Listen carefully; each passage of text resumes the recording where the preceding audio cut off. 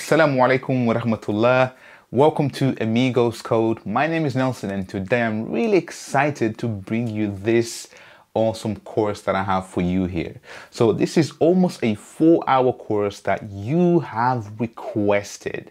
So I'm going to take you from the ground up and teach you Java in a way that when you see the examples, you will fully grasp the concepts. So that's the goal of these series. So this is actually 2-course series. So this is the beginner level. And then after that, we will follow up the second course, which at the end, I'm going to make sure that you can start writing applications, right? Because that's the goal really, right? So I want you to start building applications, applying for jobs, and you'll see that Java is not that difficult. So you've been requesting it for a very long time. And to be honest, I just took my time to package up the content really careful so that I give you the best content ever. So I'm really excited and I hope you are. And you should know that learning Java is very essential. So just so you know that Java is still the top 5 programming languages for this year. So you can imagine once you learn Java, the opportunities will be quite a lot. So without further ado, let's go ahead and learn this awesome programming language.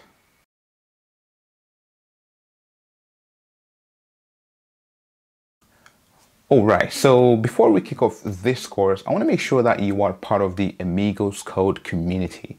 So go ahead and join the private Facebook group as well as the Discord, because there are over combined, I think, around 10,000 people all together. And the community is growing and you should be part of it if you are not. So if you have any questions, you can go and ask on the group. So that's the way of interacting with fellow students as well as with myself.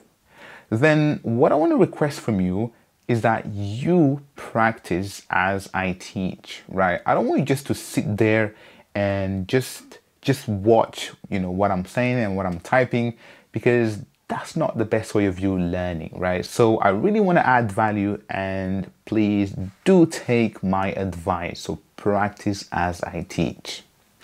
This is all for now. Without further ado, let's crack on.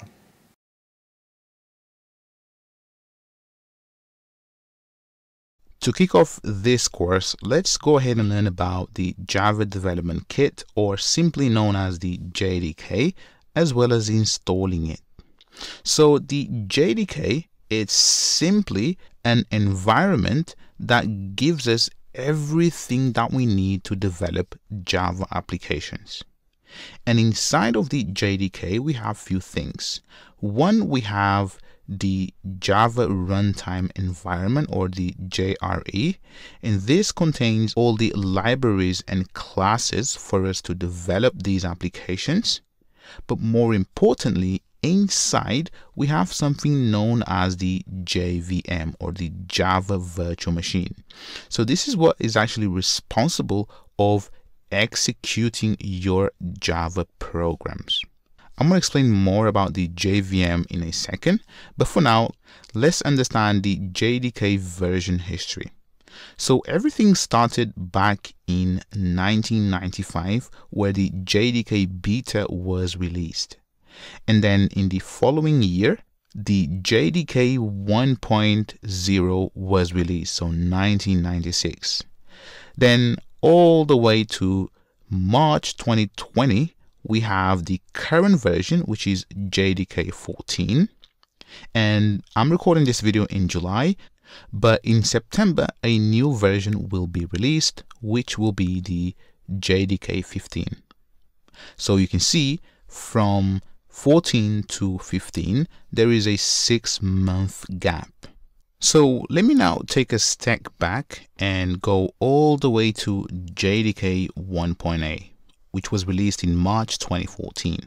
So from JDK 1.8, since the Java 9, which was released in September 2017, a new version has been released every 6 months. So you can see from September 2017, JDK 10 was released in March. So there's a 6 months gap between those two versions. The same with JDK 11 and 12, and the same with 13 and 14, 15 and 16, and finally 17 and 18, and more versions to come. So as you see, there are many versions to choose from. So which one that you should be using and learning as a Java software engineer? Well, you can see that we have the LTS, or long-term support, and this means that that specific version has a long-term support. So when it comes to picking a version to stick with, you should pick a version which has the longest term support. So in our case, the latest version that has the longest term support is Java 11. So Java 17, you can see that that hasn't been released yet. So that will be only released in 2021, in September 2021. So the long-term support for Java 11 will be until September 2026. And also for the Java 1.A has a longer term support, which will be up to December 2030. So most companies, when they choose a Java version, they will choose one which has a long-term support. So you might go and learn, for example, all the features of Java 15, Java 16, but they don't have the long-term support. So companies often, they will not use those versions. So for you, it's best if you learn a version that has a long-term support.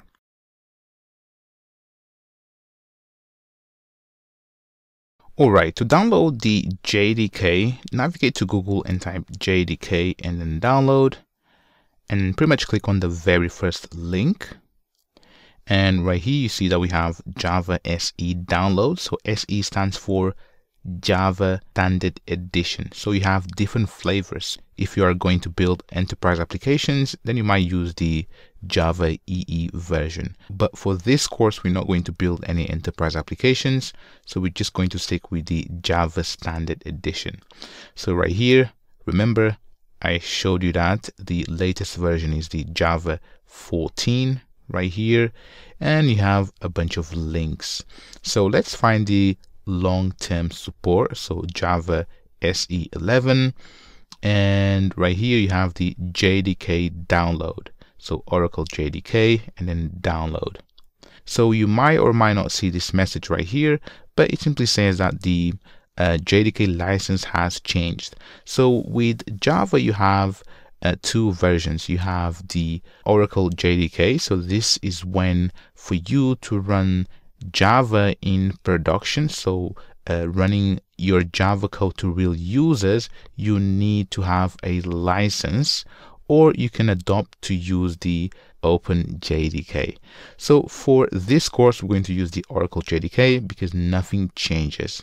So let's go ahead and scroll down, and right here you see that we have versions for Linux, Mac OS, Solaris, and Windows. So depending on your operating system, go ahead and pick the correct version. For me, I'm going to pick the Mac OS installer, and then I'm going to tick this box, download, and there we go. So you can see that it's asking me to create an account. So let me do that quickly. There we go. Now I'm going to create the account. So I've actually verified the account on my mobile phone. So let me close this. Let me log in, sign in. And there we go. So you can see that is downloading. Now let me go ahead and pretty much click on the DMG, and I'm going to double click on this file right here. And the installation process is very simple. So simply continue, install. There we go, my password. And ta-da! So you can see that now we have successfully installed JDK 11. So I'm going to move to trash, and there we go.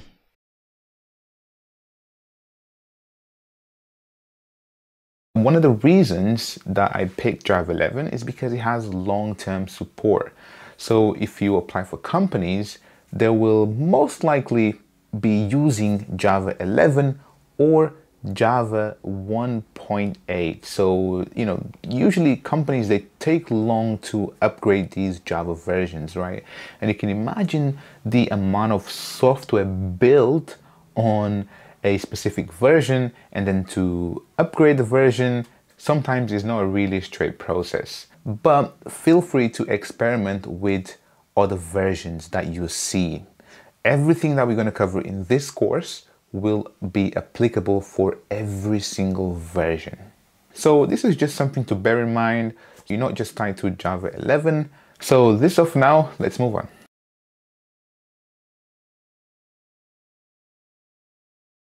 In order for you to write Java applications, you need an IDE. So what an IDE is simply a text editor with lots of features that facilitates the development of applications. So the most popular IDE for writing Java applications, it's called IntelliJ IDEA. So I've actually got a free course on my website where I teach you everything you need to know about this awesome IDE for free. So go ahead and enroll to learn more about this awesome IDE. But for now, everything that I'm going to show you will be really straightforward. And then at the end of this course, I highly recommend you to enroll. Now let's go ahead and download IntelliJ. So I'm going to click on download. And you have two flavors, so ultimate or community. So the ultimate, you need a license for it. The community is free and open source. So again, you can pick the actual operating system, Windows, Mac, or Linux. For me, I'm on Mac, so I'm going to pick Mac, and then I'm going to download the community. So here you can see the actual differences. So the differences are mainly when it comes to writing enterprise applications, for example, using Spring or Java EE, Quarkus, so on and so forth.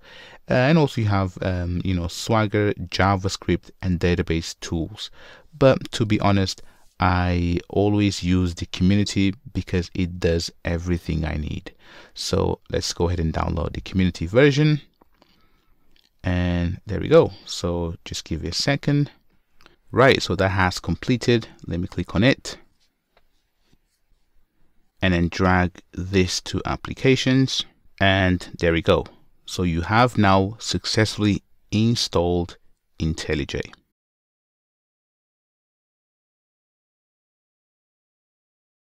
Right, now let's go ahead and configure IntelliJ quickly. So let me open IntelliJ. I'm going to open, and then I'm going to confirm, continue. Don't send anything. Right here you can pick the dark or light theme. So I'm going to go with the dark theme, and what I'm going to do here is simply skip remaining and set defaults. There we go. Now let's quickly configure IntelliJ to use the Java 11 version that we installed. So click on configure. And then right here, you should see that we have structure for new projects and then no SDK. So we're going to change that. So click on the drop down and you can see that we have Java 11, and then make sure that we have SDK default to 11. So right here, you see that we can pick from different Java versions, right? So 14 and then 12, so on and so forth, right? But make sure that the actual project language level, it is set to 11. So now click on apply, okay. And one more thing that I'm going to do is simply increase the font size. So right here, and then right here, let me simply search for font, and then into general, right here, we do have the actual font. So I'm going to change this to something very big so you can see exactly everything I do. So there we go.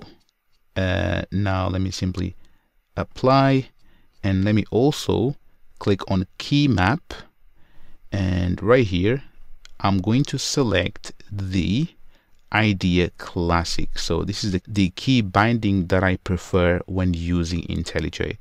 So this is the one I recommend to most people, but if you want to keep it as a default, that is absolutely fine. Now let me simply apply and then OK. And there we have it. We have configured IntelliJ.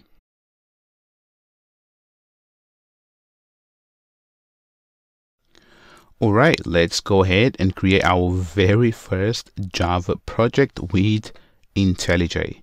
So go ahead and create a new project. So click on the very first button and then right here, click Java and then next, and then go ahead and tick this box right here. So a command line app. So this creates a simple Java application that includes a main class or actually a main method.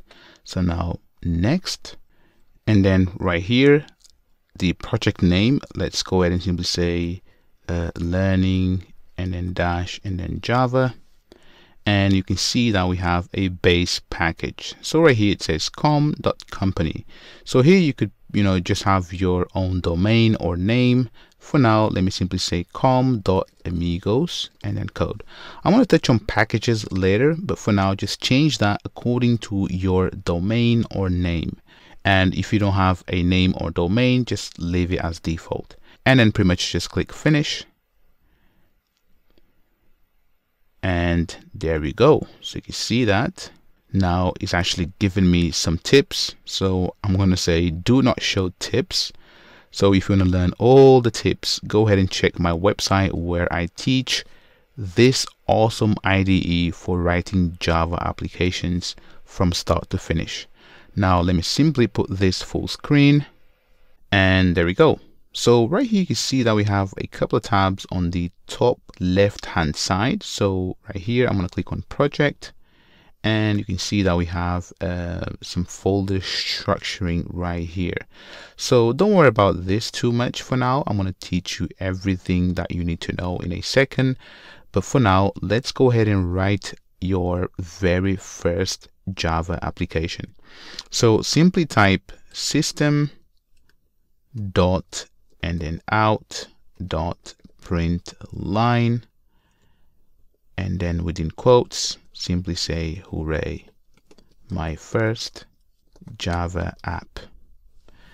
And let me delete this line right here. So simply remove that piece of code. And there we go.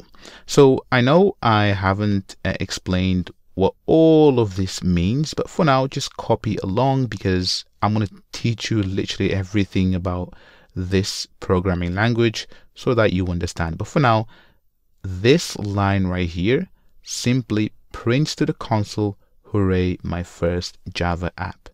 Also, one thing that I want to point out, make sure that you type exactly what I have. So system with capital S and then dot out println, and then within these parentheses, make sure that you have double quotes and not single quotes. And also make sure that you have this semicolon at the end. So if I remove that, you see that I'm getting an error right here. So it says that expected semicolon. So this is how Java programming language works.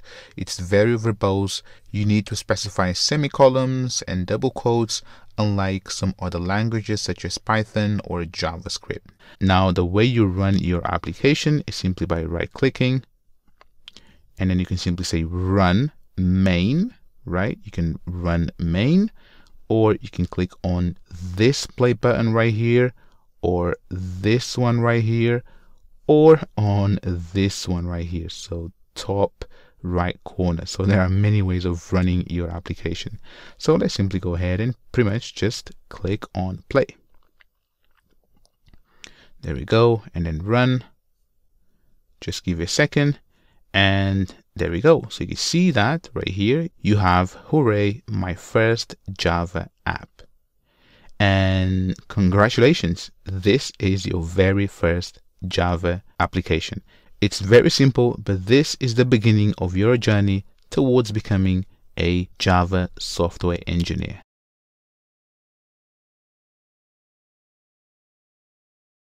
Let me explain to you how the Java syntax works. So let's begin from line number 1. So here you can see that I do have this keyword, so package, and you're going to learn about keywords, packages, classes, methods throughout this course. But for now, I just want to show you how the syntax is structured. So for every single line that you have, you can see right here that we have semicolon. So if I remove this semicolon, this is actually an error. So you can see that if I try and run the program, this won't work. So if I run it, you can see that I do have an error, and it says I expected and then semicolon. So this failed to compile, and you're going to learn about compilation next. Now, if I close this, you can see right here we have public class. Again, don't worry about this because you're going to learn about classes. But what I want to show you is, you see where we have the curly brackets. So this curly brackets means that inside of it we can have some other statements. So right here. So if I cut this for now, so we have to open curly brackets and then close curly brackets. And inside, you can see that we have this public static void main. So again, this is a method, and you're going to learn about a method. And you can see here, so we have again curly brackets, opening, and then closing curly brackets. And inside, we have system.out.println, and then you can see that we have a semicolon right here. So this is because it's a single line. So if you have a single line, then you must start with single line. So here you see that we have double quotes. So if you were to use single quotes, this won't work. So this is a string, and you're going to learn about strings, and strings you must have double quotes. So I could, for example, say char. So this is a data type that you're going to learn as well.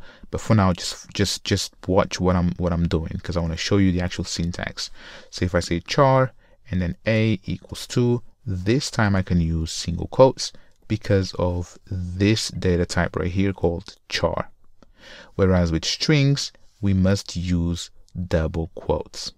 So what I want to convey to you is that throughout this course, I'm going to type some code, and what I want you to do is to actually follow closely. So as I type, for example, here, if I, type, lowercase s, you can see that this is an error, right? So the actual Java syntax is quite verbose. So here, this needs to be the actual capital S and then system. So when I type, make sure you type exactly what I have on the screen, right? So, and also practice. I've been begging for you to practice throughout this course, and I always beg my students to practice because that's the only way that you're going to learn Java. So if I remove this, and another thing that I want to tell you is that think of Java as learning a new language. Let's say that you want to learn Spanish. You need to learn, the vocabulary, so on and so forth, sentences, and, basically, the alphabet, so on and so forth. With Java is the exact same thing. So here, for example, you see you have package. So this is, for example, hola or como estás in Spanish, right? And then you have public, class, and then you have void. So basically, these are keywords that you need to learn, right? So think of Java programming as a new language that you need to know how to operate with it, right? So how the syntax works. So, and also it has some rules. For example, as I said, the curly brackets, semicolons, and for example here you have string, and then this is instead of curly brackets, so this is square brackets. So if I have, for example, this, it won't take it, right? Because this is the actual syntax of this language. So as I said, make sure you follow closely and type exactly what I have on the screen. And if you have any issues, go ahead and let me know, and I'll be more than happy to assist. Join me in the next one.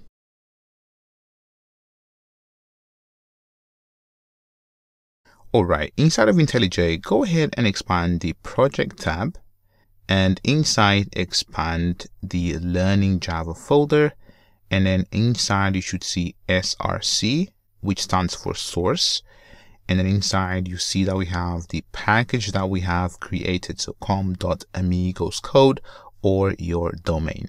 So let me expand that, and right here you see that we have this class right here, so main. You don't see the actual extension, but right here you can see that it's called main.java. So let's actually invoke the compiler ourselves, so we see the actual Byte code, which then will be fed into the JVM.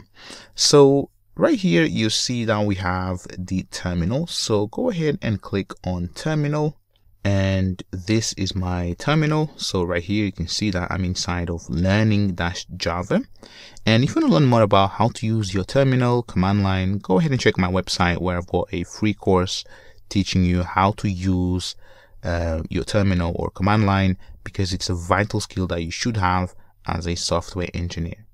So what we want to do is cd into src, so right here, so this folder src, and then com, and then Amigoscode. So navigate to the actual path that you have specified within your package. So now I'm going to press enter. Now I'm going to type ls or dir on Windows, and you can see that I do have this file right here called main.java, which is this file right here that you see. Now what we want to do is actually invoke the Java compiler ourselves. So Java compiler comes with the JDK, and the way you use it is as follows. So let me press Ctrl and then L to clear the screen, or simply clear. The way that we invoke the Java compiler is simply by saying Java and then C and then space and then what we want to compile. So we want to compile the main dot and then Java. And then if I press enter, there we go, that's finished. If I type ls, you can see that now we have two files. So we have the main.java and main.class. So what I'm going to do here is, and also you can see that we have this file which popped up here. So what I'm going to do is actually click on main.class. So let's open this class and see what it's inside. So I'm going to accept this, and right here you see that, so if I collapse this, you see that this file is the exact same thing as our main.java. So this actually is a source code recreated from a .class file by IntelliJ IDEA, right? And this is powered by this Fernflower decompiler. So this is actually reading the Byte code and then transforming it into Java code. So what we want is to see the actual file. So right here, what I'm going to do is close this, and then in my toolbar I'm going to go to view, and then right here you see that we have show Byte code. So let me click on it and have a look. So this file right here, this is the actual Byte code which will be fed into JVM. So this is what the JVM understands. So right here you can see that this doesn't mean anything to both of us, but the JVM understands. So from our point of view, we literally don't have to learn, what all of this means. So you can see that it's using some machine code, but basically this is what will be fed into the JVM so that our program runs. Now that you've seen this Byte code from our main.java, so right here you can see that this is compiled from main.java. Let's see how this file right here is fed into the JVM and then executed. So let me actually close out of this. So there's this little button on the top right hand corner, and there we go. So I can simply close this now. If you want to see Byte code for a different class, you know how to do it.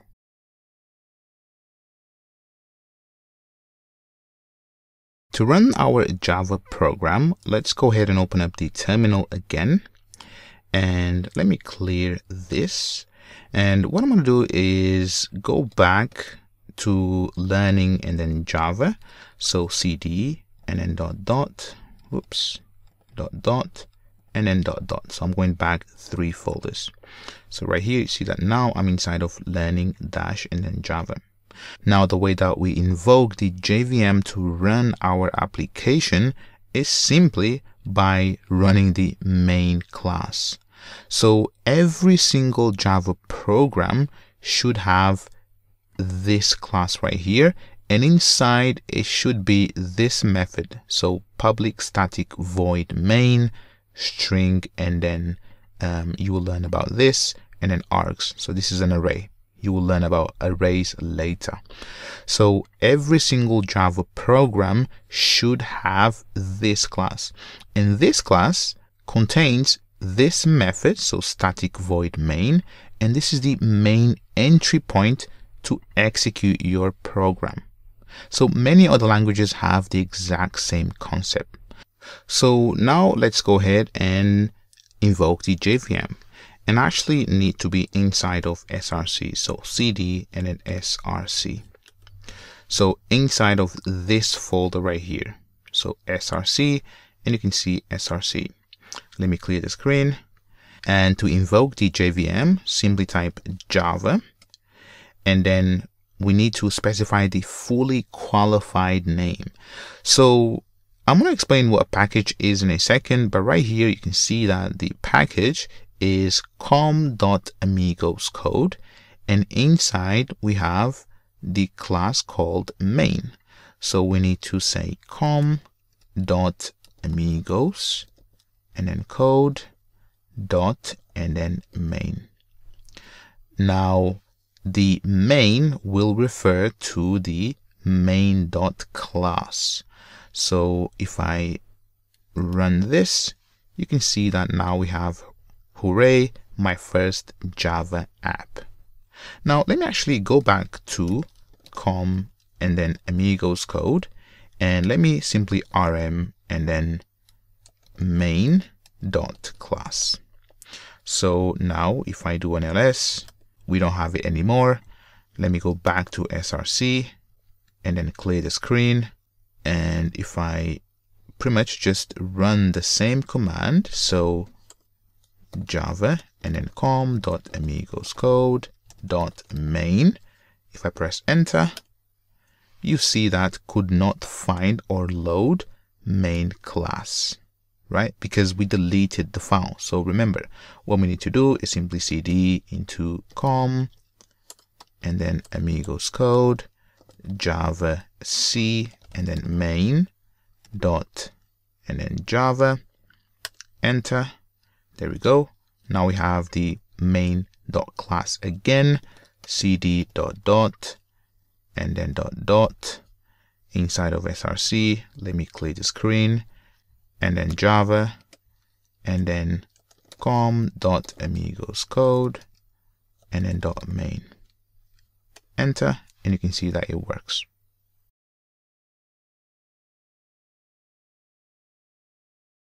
All right, so we've managed to compile using Javac on the terminal and then run our program.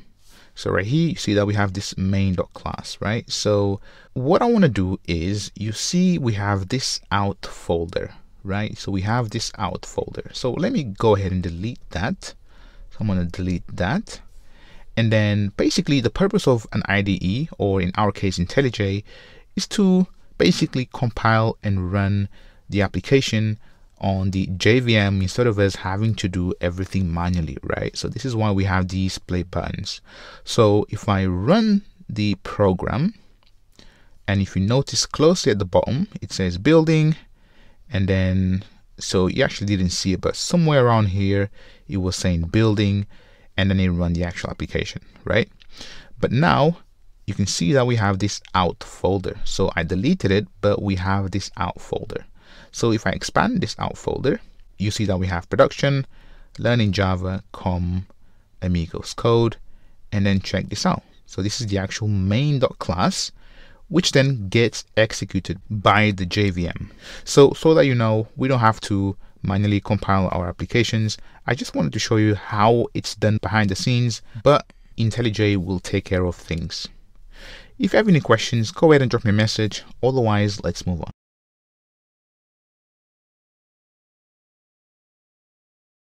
Let's learn about packages. So when we created this project right here, so remember we had to specify the package, com and then dot, whatever domain that you have. So in my case, com.amigoscode. So what a package is, it's simply a way of you organizing your classes together.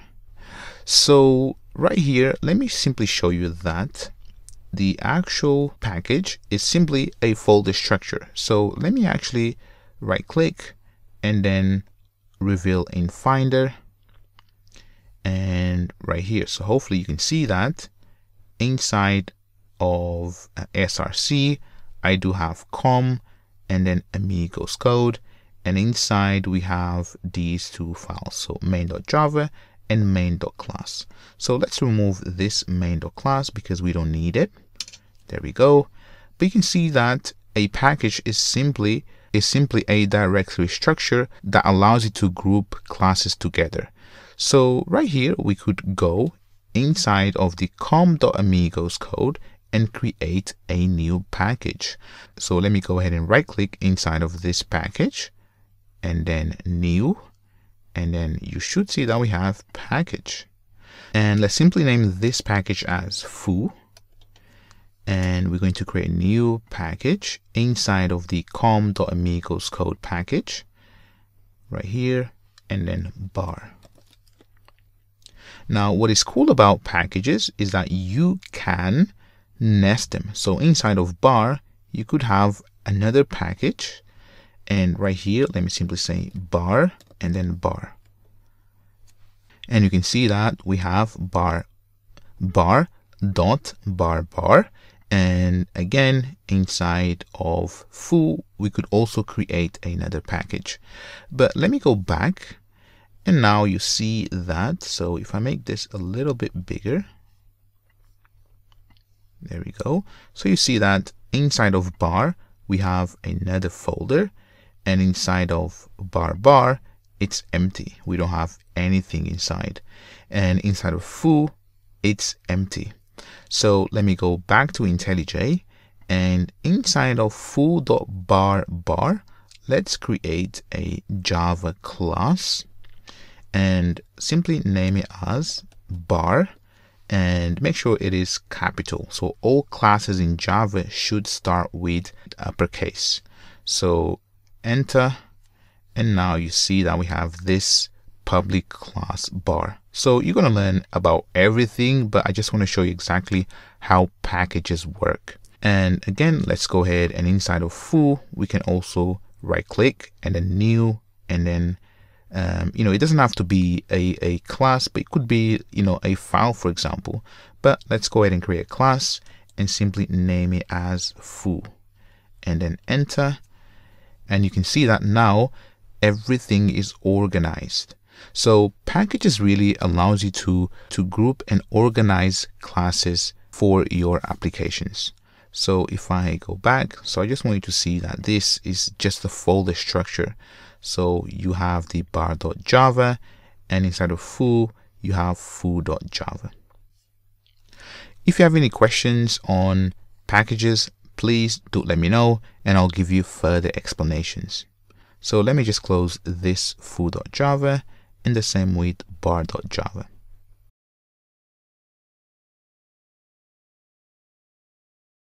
Within this class right here, so main.java, let's go ahead and learn about comments. So you saw that when we created this project, we had this line right here. So I think it was write your, and then code, and then here.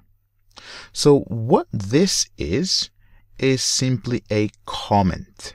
So if I run this main method, so I'm going to run it, you can see that we have, hooray, my first Java app. Now, comments are useful when you want to document your code. So they don't do actually anything, right? So if I was to, for example, add / and then /, and you can see that this line right here now becomes a comment. And when you run your program, comments are ignored. So let me show you. So if I run the program again, you can see that now we have nothing on the console because we have commented out this line. So if I remove the comment and then run again, you can see that we have, hooray, my first app. So obviously here you would say this prints to the console. So this would be your comment. Now with comments, you can have two types. You can have a single line comment, which is this one right here, or you can have a multi-line comment. So the way a multi-line comment works is as follows. So simply type / and then star, and then star again, and then /. So now from this point onwards, if I press enter, so in between the stars, if I press enter, you can see that I do get these stars. But basically, anything that I type in between the opening line for multi-line comment and ending line for multi-line comment, I can type anything here, right? So none of this will be executed. So right here again, let me simply say that prints to the console, and let me say this is a multi-line comment. And you can even indent this if you want, just like that. But this is how you write a multi-line comment. So comments are useful to document your code, and you should definitely have them when you have a piece of code which is not trivial for the reader. So comments are there to help other developers when they see your code to understand the functionality of what you wrote. In our simple scenario, we simply have system.out.println, hooray, my first Java app.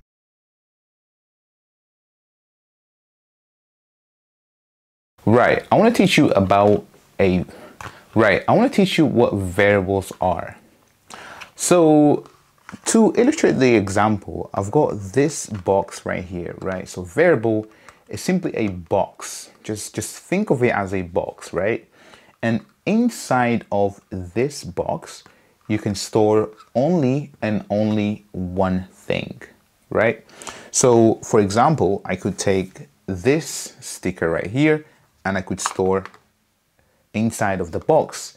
And now if I want to access my variable, right, I can simply refer to it, right?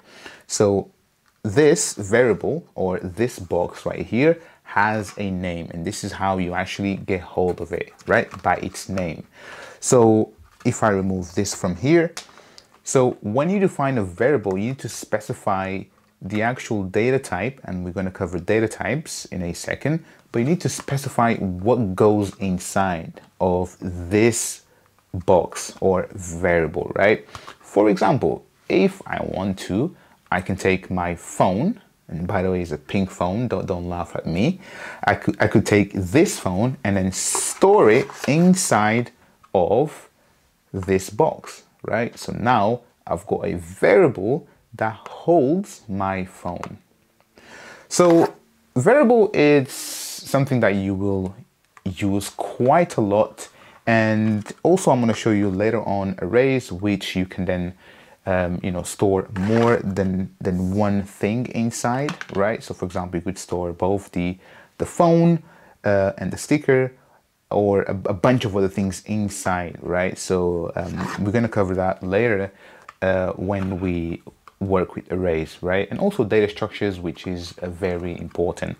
But for now, just remember that a box, not a box, a variable conceptually is just a box that you can store anything, right? For example, if you want to store, so let me take, for example, these two letters, right? So if you want to store, for example, a series, not a series, a sequence of characters, right? For example, KA, right? So this is a sequence of characters, right? Just imagine this is like a name.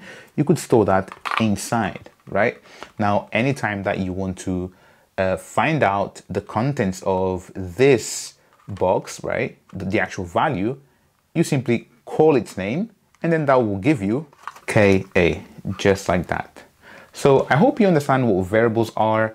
And again, don't worry, because I'm going to show this in code, but I just want you to see it first because I think it will make it easy for you to understand. Now, let me go ahead and jump into IntelliJ and show you how to work with variables.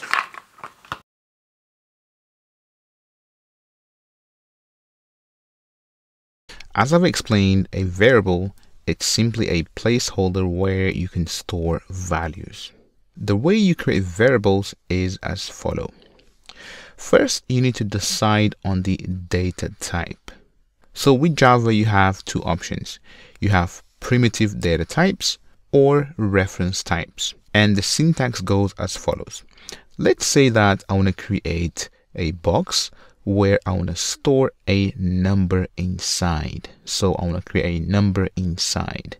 So here, let's simply define first the data type. So I'm going to show you exactly data types and the differences between primitives and reference types. But here, this is a primitive. So here, what I'm saying is that I'm going to have a box of type int, and now I need to name my box, right? So in my case, I'm going to say number, and then equals to, and then any value. So in here, let me simply say 100.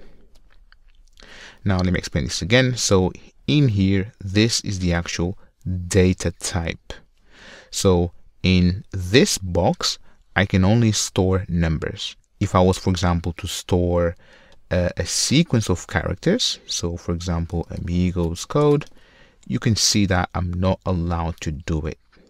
So if I wanted to store, for example, Amigoscode, which is a sequence of characters, I would simply need to have another variable. So this time, just type string. So this is the actual data type for creating sequence of characters. Now I'm going to name my box equals to brand, not box, but the actual variable. And then here, I'm going to say Amigos and then code. And it is as simple as this. So data type, the name of your variable, and then the content inside. So remember, with variables, you can only store one and only value inside. And later, I'm going to explain how you can store more than one value inside of a variable by using arrays, but this will be later down the course. So there you have it. This is how you create variables. Now, as I said, you have two data types when it comes to creating variables. You have primitives, which is, for example, int, or for example, long, or double, for example, if you wanted to store, decimal numbers. So for example, 100.01, if I try with int, I'm not allowed to do it, right? Because this has decimal points. For this, I need to use the double data type. So we've got two data types. We've got primitive data types, which is simply for storing simple values, such as numbers and single characters.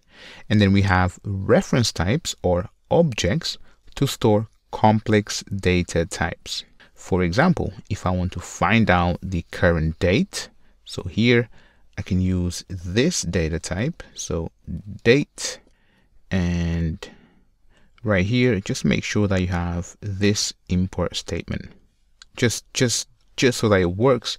But I'm going to explain what this means in a second. And then here, I'm going to say equals to, and then new, and then date.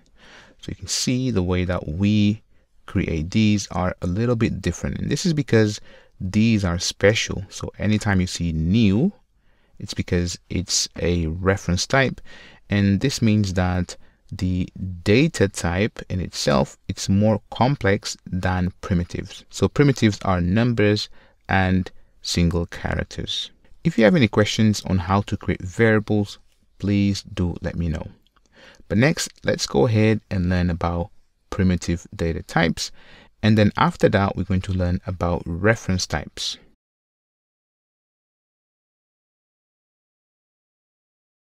All right, so let me show you all the primitive data types. So we have byte, and right here, I'm going to specify the actual data type, and then I need to give it a name. So right here, I'm going to say D and then byte, right?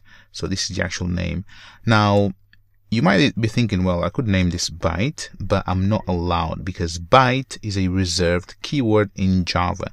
The same with public, static, void, class, package. So if I was to name this as, for example, package, I'm not allowed because it's a reserved keyword. So that's why I'm saying D and then byte equals 2.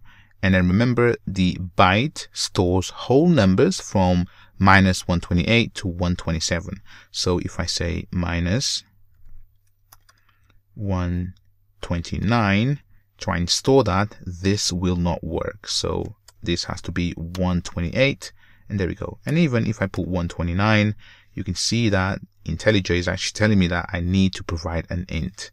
So minus 128. The next one is short. So the short equals 2, and this stores minus 32,000 to plus 32,000. So I'm going to leave the actual table so you can see the actual ranges, but let me just add silly numbers, for example. There we go.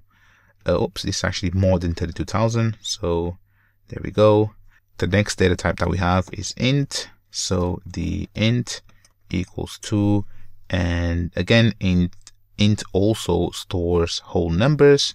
So we can store something like this, and you can see that this is too big. So let me Command C on this, and this has to be lower than the actual max number allowed.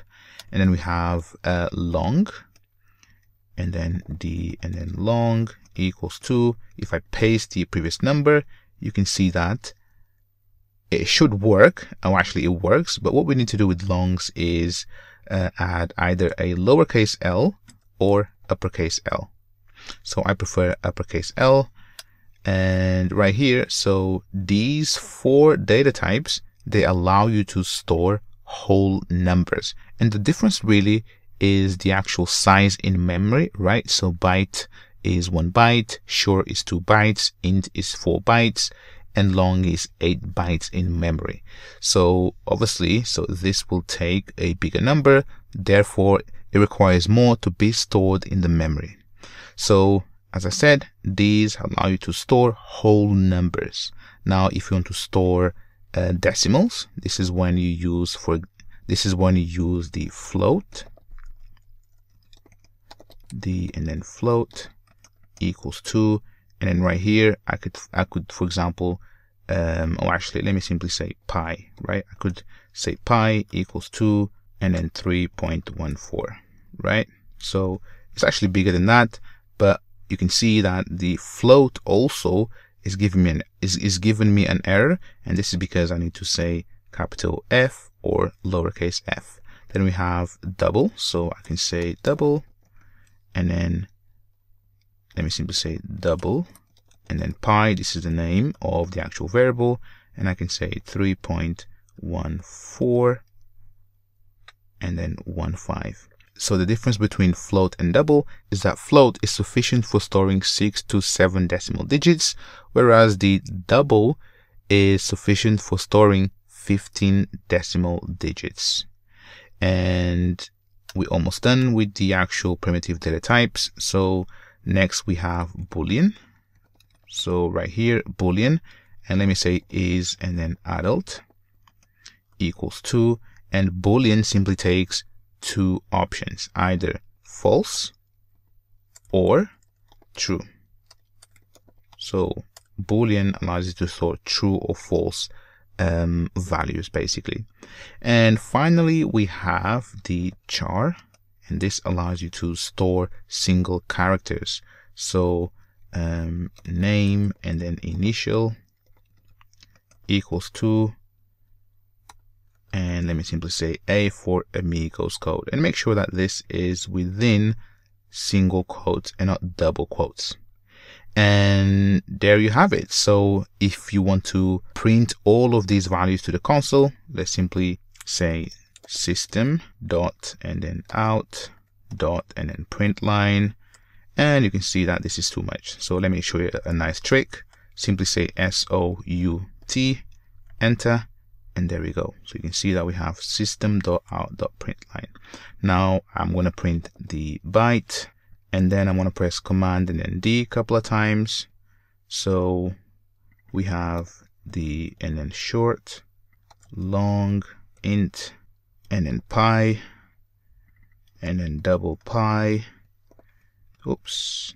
And finally we have two more. So is and then adult, and then name initial. These are the variable names. So what I'm doing is simply print them out to the actual console as we did with your very first program. So now let's go ahead and run this. So I'm going to right click and then run main, and there we have it. So you can see that we have all the values here. So one last thing that I want to show you is if I scroll up, you see that sometimes these numbers can be really difficult to read, right? So you don't know whether this is 78 million or 7 million or 78 billion, so on and so forth, right? So what we can do is the following. Right here we can simply add an underscore, so this makes it easy for us to actually read the number. So right here you can see that this is 8,989. So the max was 32,000, I believe, so 32,000 something. So right here you can say 32, and then just like that. So you can see that it's much easier. Now we can do the same here. So with integers, so 3 numbers at a time, so underscore there, underscore there, and now you can see that this number is much easier to read. The same with this one. So let's actually start from here, underscore, underscore, and then underscore. And obviously this works also with doubles. So if I run this again, you can see that it still works, but the output doesn't contain the underscores. So underscores is mainly to help you visualize the actual number. This is all for now. Catch me on the next one.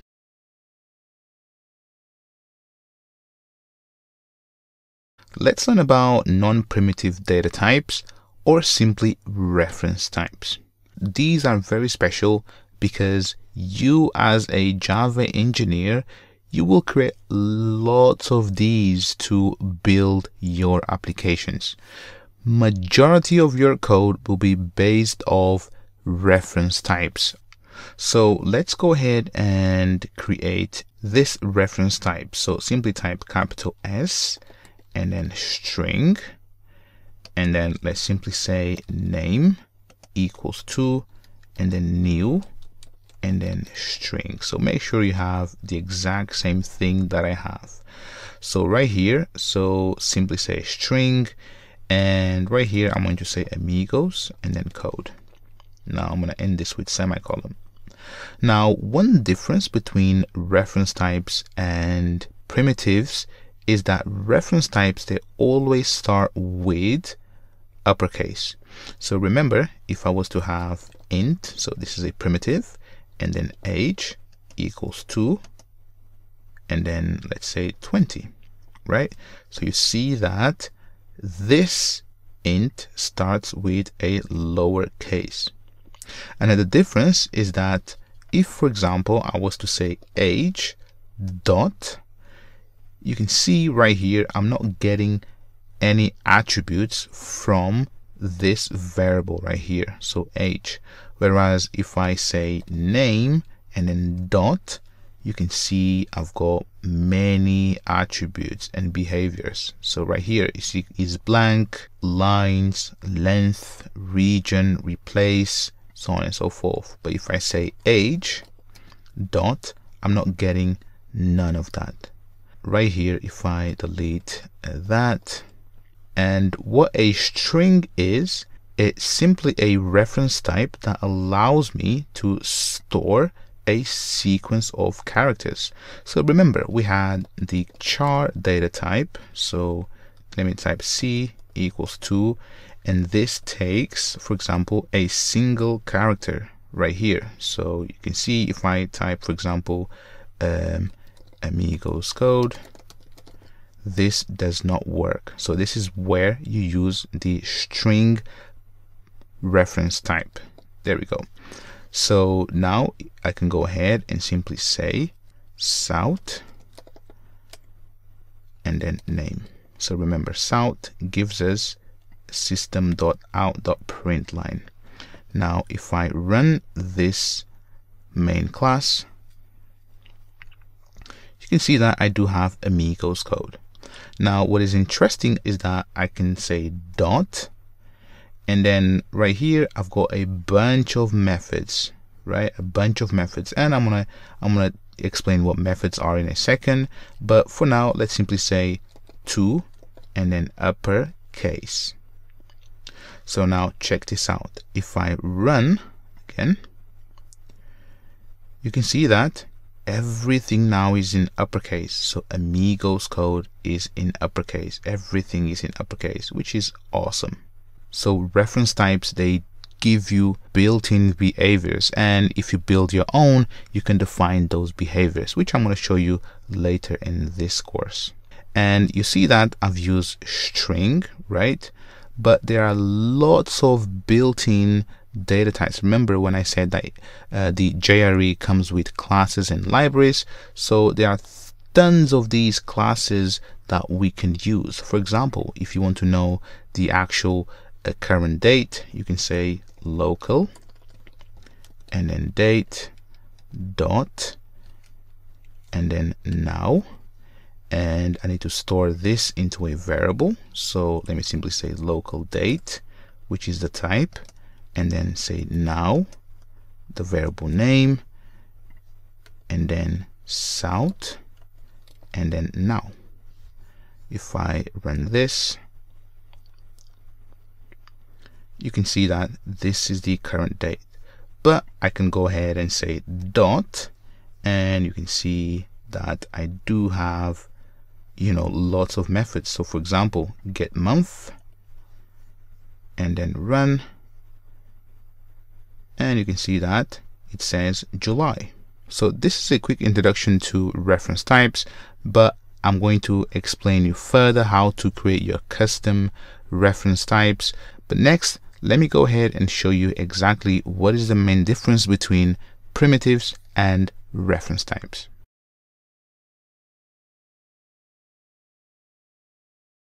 Let's learn about the difference between primitives and reference types. It's very important that you understand, and I'm going to make sure that you fully grasp this concept. So right here, let's start with primitives. So let's define a variable called a equals to 10. And let's go ahead now and define another variable called b equals to and then a. Now what I'm going to do is change the actual value of a. So a equals 2, and then let's simply say 100. And if I South both a and b, right? So right here, I'm going to say plus and then b. So let me actually add a plus here and simply say a here, and then this is b, just like that.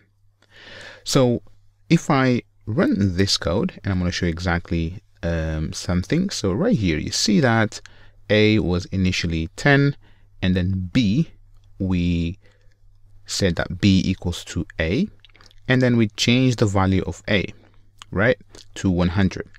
So here you can see that, and I'm missing actually equals here, so maybe some equals there.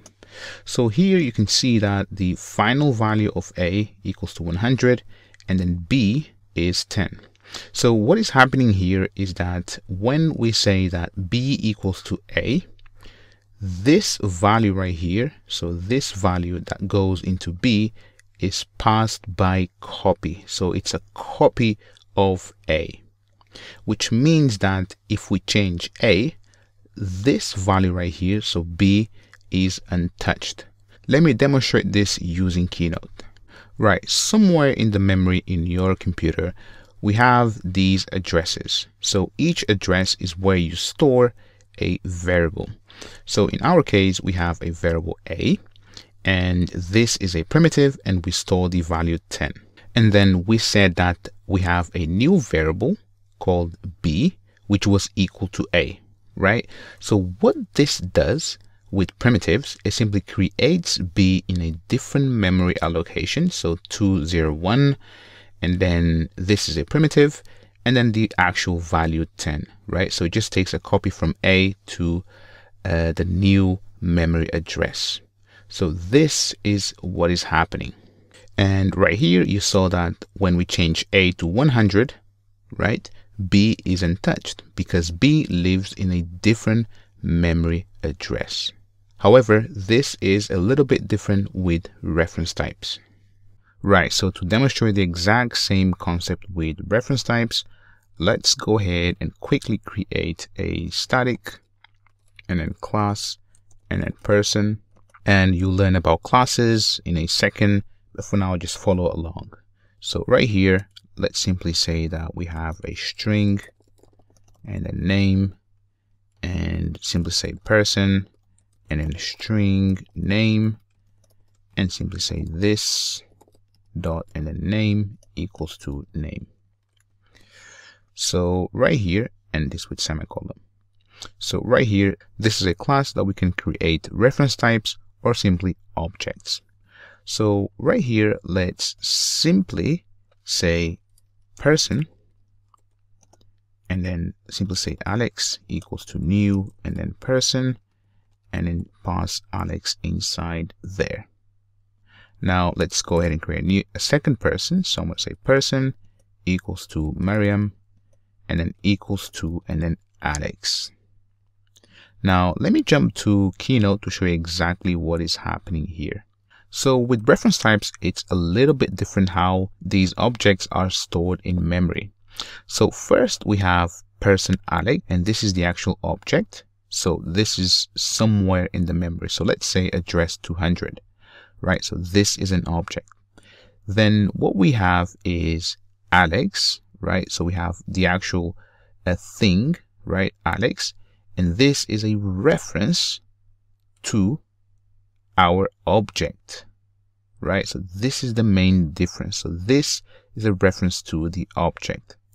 And then we also created Mariam, right? So this is also a reference type, and we said that Mariam is equal to Alex. So now instead of pointing directly to Alex, right? So instead of the address 202 pointing to address 201, it will simply point to address 200. There we go. And this tells us something very, very important. And let me actually show it to you. So right here, let me simply go ahead and say south, and I'm going to say Alex, and then dot name, and then right here, Mariam, oops, plus, and then Mariam dot, and then name, right? So here, let me simply say south, and then before changing Alex. And let me grab this exact same thing here, and then here, let's simply say after changing Alex. And in between here, let's simply say that in here we want to change Alex name. So here, let's simply say Alex dot, and then name equals to, and then let's simply say Alexander. Right, so this is now the actual name. So remember, both Alex and Mariam are pointing to the initial object, right? So now I've changed Alex dot name to Alexander, right? So what do you think the value of Mariam will be? And in here, let's run this program so we can see the actual output. So right here, you saw that Alex has the name Alex, and then we have Mariam, and then Mariam should have the name Alex. But now if I change only Alex, right, only Alex name, we expect Mariam, right, so Mariam to be untouched. So if I run this, there we go. So the output is that we have Alex, but then we change only Alex, right? And right here, when we print Mariam name, it is also Alex. So this is because they're pointing to the same reference. The same if I change Mariam, right? So here, if I say Mariam, so Mariam, and then here Mariam, and if I run this, Alex will lose its name. There we go. So you see that Alex, and then Mariam. So hopefully this makes sense to you. This is something to bear in mind. If you have any questions on this, drop me a message. Otherwise, let's move on.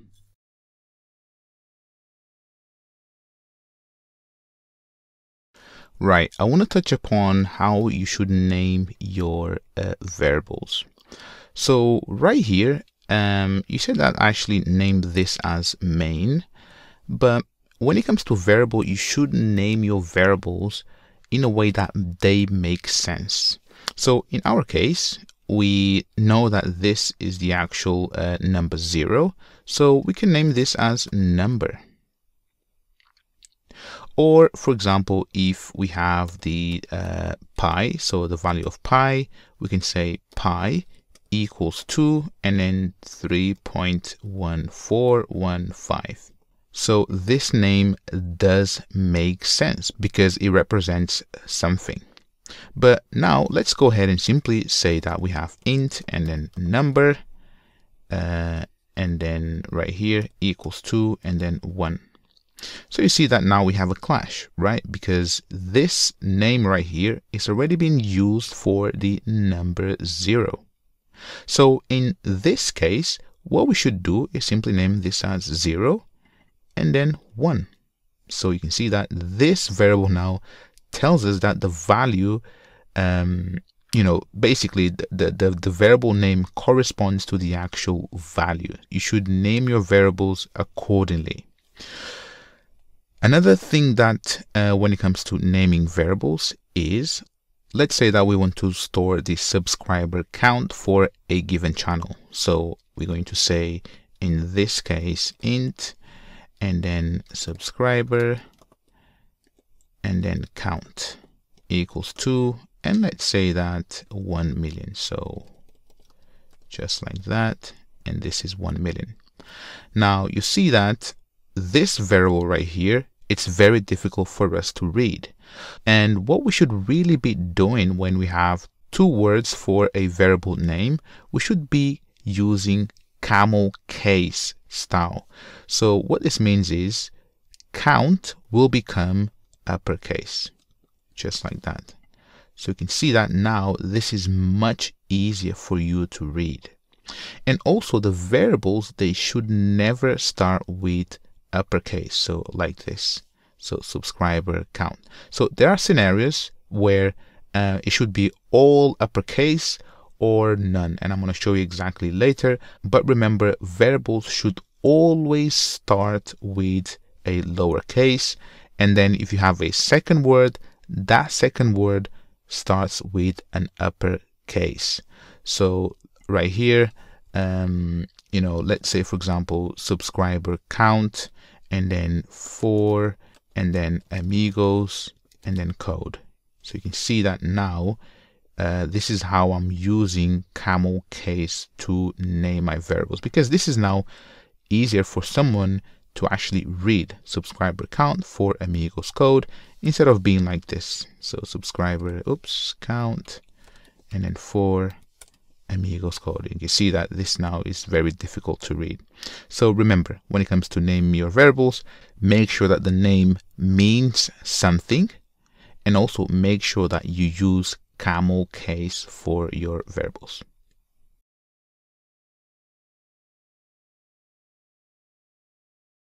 Previously, we've learned that if we want to have characters, we simply say a equals 2 and then, for example, a, right?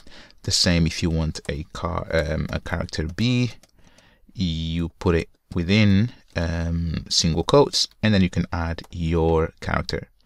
But the problem here is as soon as I add something else, you can see that we get an error, and this is not allowed. So this is when you use strings. So let me actually leave that line in there. So a string is simply a series of characters.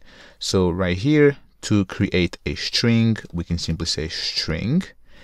And right here, let's give it a name. So let's simply say name equals 2 and then new and then string. And then add parentheses and then inside, instead of single quotes, right? So you see that with characters, we have single quotes, but with strings, we have double quotes. And right here, you can add more than one character. So A and then B, right? Whatever. But let me simply say amigos and then code, right? So you see that now we can have more than one character. So a char data type only allows you to have one single value. So let me delete this. Now a string, so this guy right here, so this data type, it is a string, and this comes by default with Java. Allows you to store values, but you can perform a bunch of things. So remember before, so if I go ahead and simply say south and then name, so right here, let's print the actual name. So let me run this. There we go. So you can see that we have Amigoscode. Now this data type, i.e. string, is a class, and then right here we simply say name. So name now is an object. So it's an object of type string. And objects, they have behaviors associated with it. So right here, remember, we said 2 and then uppercase. So this is a behavior. And what this is, the actual term is a method, right? So this 2 uppercase is a method which simply uppercases every single character in this sequence. So if I run this, there we go. You can see that now everything is uppercased.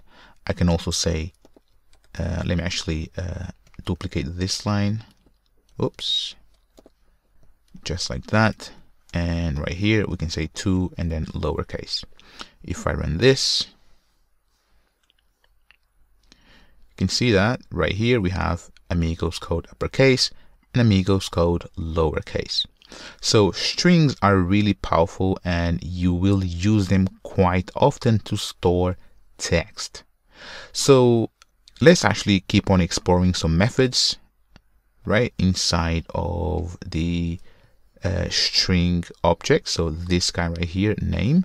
So if I say south and then name dot, and you can see that there are tons of methods right here. So right here, let's simply say that we want to grab the very first character.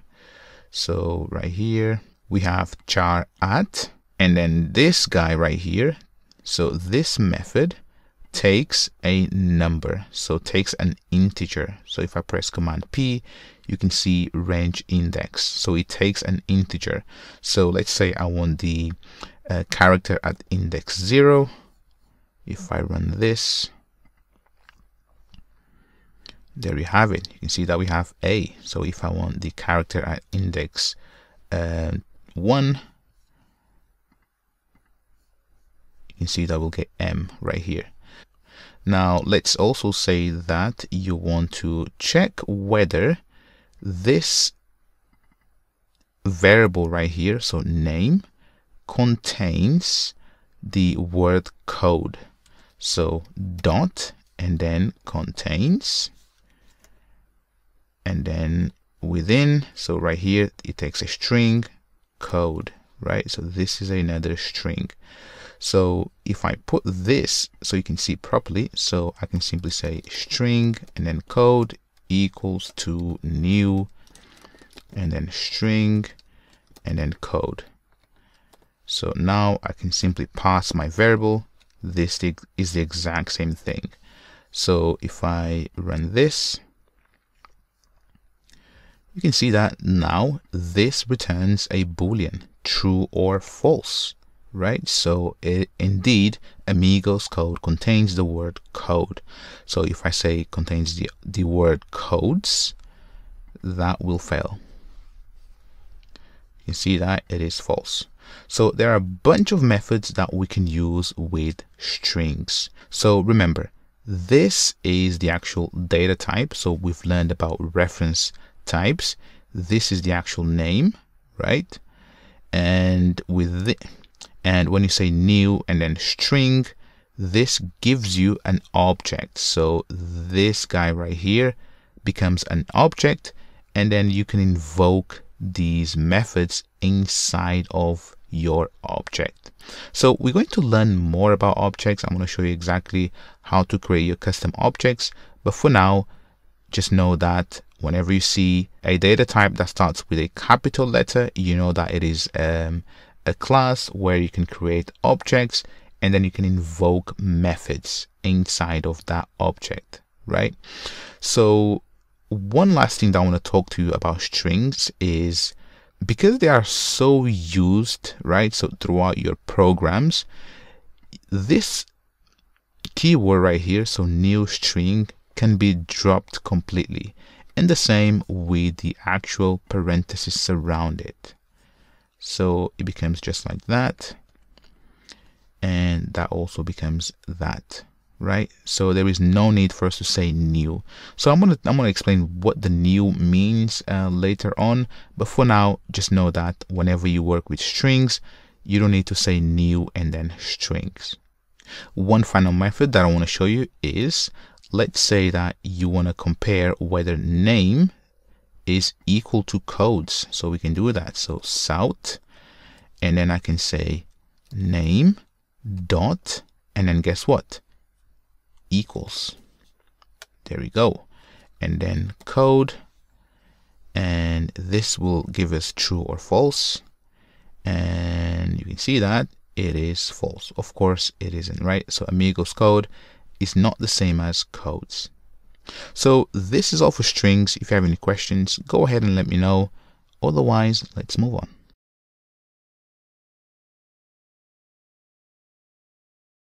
Now that you understand what a package is and how they work, let me now introduce you to this package keyword.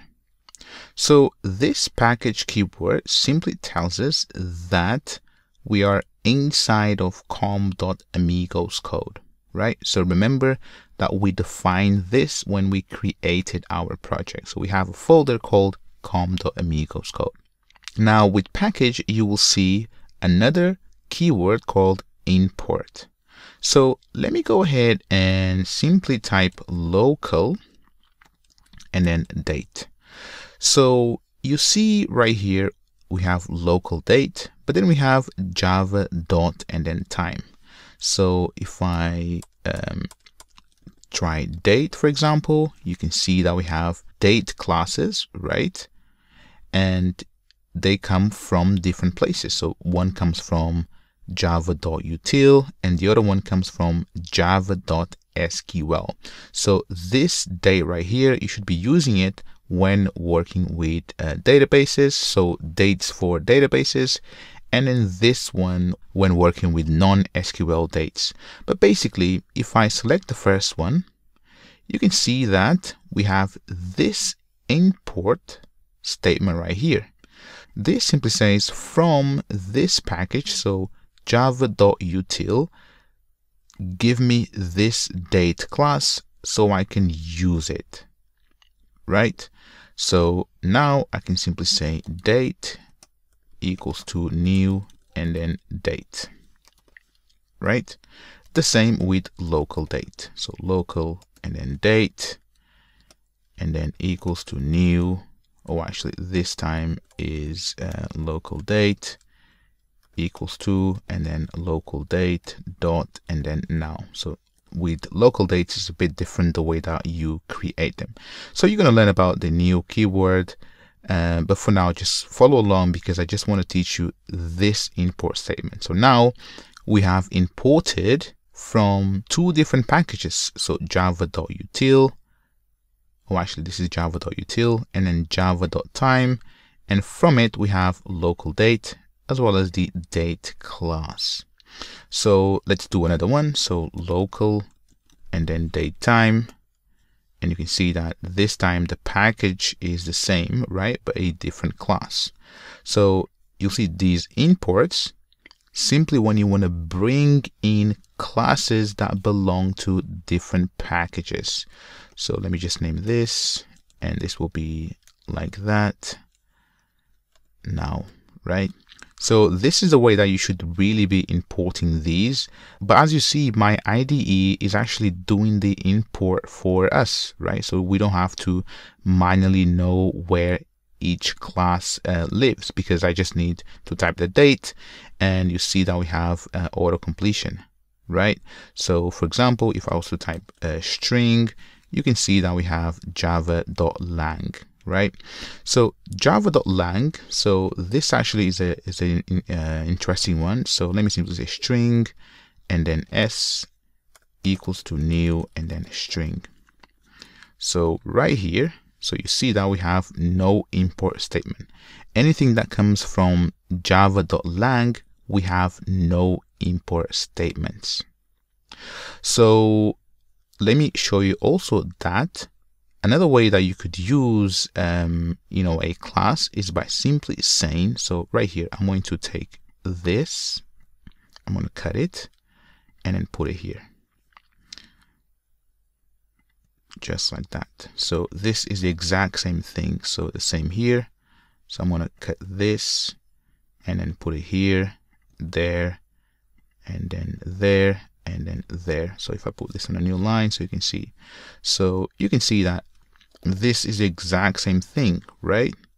But usually we engineers, we won't write stuff like this because we want all the import statements at the very top, right? So the only reason why you might want to do this is, for example, so if I put this back, so I've just pressed option and then replace with qualified, the same here. So option and then enter, replace with qualified import, and the same here. So the only reason why you want to do the import explicitly is when, for example, you have two dates. So remember, so right here, if I say date, you have date from java.sql. Now if I press enter, you can see that my IDE is smart enough to know that there is already this class from java.util. So therefore it cannot have, basically it cannot have this line right here. So import and then that, right? Because now it doesn't know which date it should use, right? It gets confused. So the only time that you actually do this is when you have two classes with the exact same name, but they live in different packages. So again, the name of the variable cannot be the exact same. So let me simply say date SQL equals to, and then java dot SQL and then date, and it should be new, and then end that with semicolon, and inside actually we have to pass a number, right? So the actual date. But you see that this is the actual fully qualified name. So I hope that now you understand what these import statements mean and when you should use the fully qualified name. If you have any questions on packages, go ahead and let me know. But don't worry about all of this code right here, because I'm gonna teach you exactly step by step what a string is, what the new keyword is, what an object is, so on and so forth. You're going to learn everything throughout this course. But for now, let's move on.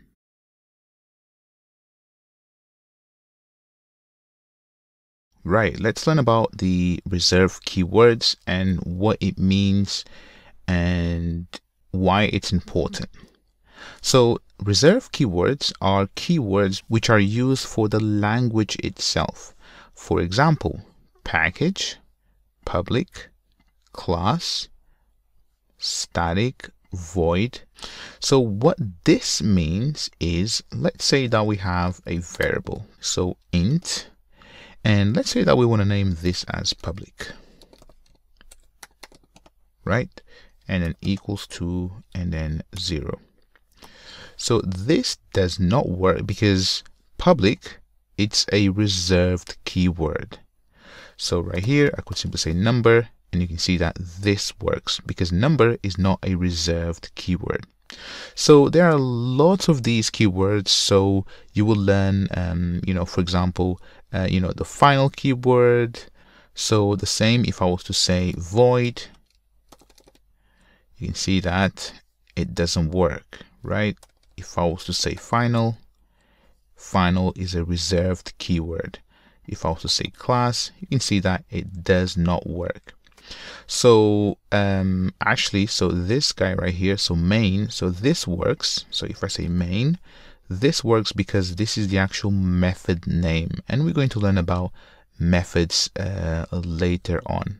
So the takeout really is that you should be aware of the reserved keywords, and as you start to learn more and more about this language, you will get to know them and recognize as you see them.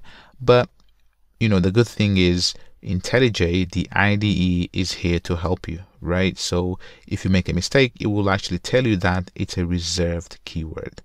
So remember, you cannot use reserved keywords to name your variables, methods, classes, so on and so forth.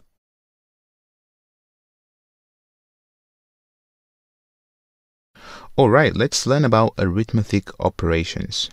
So you've learned about primitive data types, so int, and then let's simply say 10 equals 2 and then 10. So let's also create another variable, so int, and then 2 equals 2, or actually 2 equals to 2, right? So now what I can do is actually perform some arithmetic operation on these two numbers. So I can say int, and then addition equals 2, and then 10, and then plus, and then 2, right? So this now will store the result of both of these two variables. So there is no need actually for having variables for this. So the reason why I'm actually creating variables is that you see how to use multiple variables, right? But this could be in fact just like this. So 10 and then 2, right? So if I shout this and then addition and then run, you can see that we have 12. So in fact, let me simply do this, and right now you can see that I can simply log to the console 10 plus 2. So let me duplicate this line, and if you want to subtract 10 minus 2, run it, should be 8. There we go. If you want to multiply two numbers together, you simply use the star and then run. You can see that this is 20, so 12, 8, 20. And finally modulus, so the mod, right? So right here, if I run this, so 10 mod 2, this is 0, right? So how many times 2 goes into 10? So 2 goes into 10, so 2 goes into 10 5 times, and the remainder is 0. So if I was to change this to 3, 3 goes into 10 3 times, and the remainder is 1. So if I run this, there we go. You can see that we have 1. So right here you see that I'm actually performing operations on two numbers, but you could definitely do it on more than two numbers. So right here I could say 10 plus 1 plus 2, or actually let's say plus 90. And right here, if you remember BODMAS, so you know, body, multiplication, addition, you know, the actual order that these are applied, this works the same way. So if I was to add plus and then 7, so the order of this is 10 times 2 and then plus 7, so 27. So if I run this, you can see that we have 27. So if you want to actually group them together, you can simply add parentheses in between, so right here. So you can see that this will be the same. So if I run it, 27, but if I was to remove the parentheses there and then say that this now should be 2 plus 7, right, which is 9, and then 9 times 10, you can see that the result now is completely different. So it's actually using the BODMAS, right? So body or brackets, and then orders, division, multiplication, addition, and subtraction. So let me actually have a comment right here. So body, orders, division, multiplication, addition, and then subtraction. So this is the actual order. So this is what's happening here. So if I was, for example, to add you know, plus, or actually minus, and then 10, so now there is, oh actually I didn't actually run this, so let me actually run it. So you see that it is 90. There we go, 90 instead of 27. But now if I add minus and then 10, there we go, you should see that should be 80, right? So you know, be aware of BODMAS, and it's the same way that you've learned at school. So this is pretty much how you perform arithmetic operations based on numbers. So we actually use whole numbers, but this could also be, for example, actually let's say 4.5.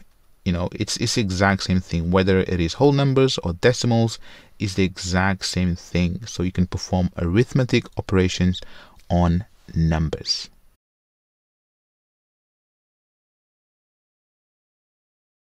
Right, so you saw how to perform arithmetic operation on numbers, but we have a class that allows us to perform extra operations on numbers, and the class, it's called math. So this is the class. So this class comes from java.lang. So if I press enter, you see that we have no import for java.lang.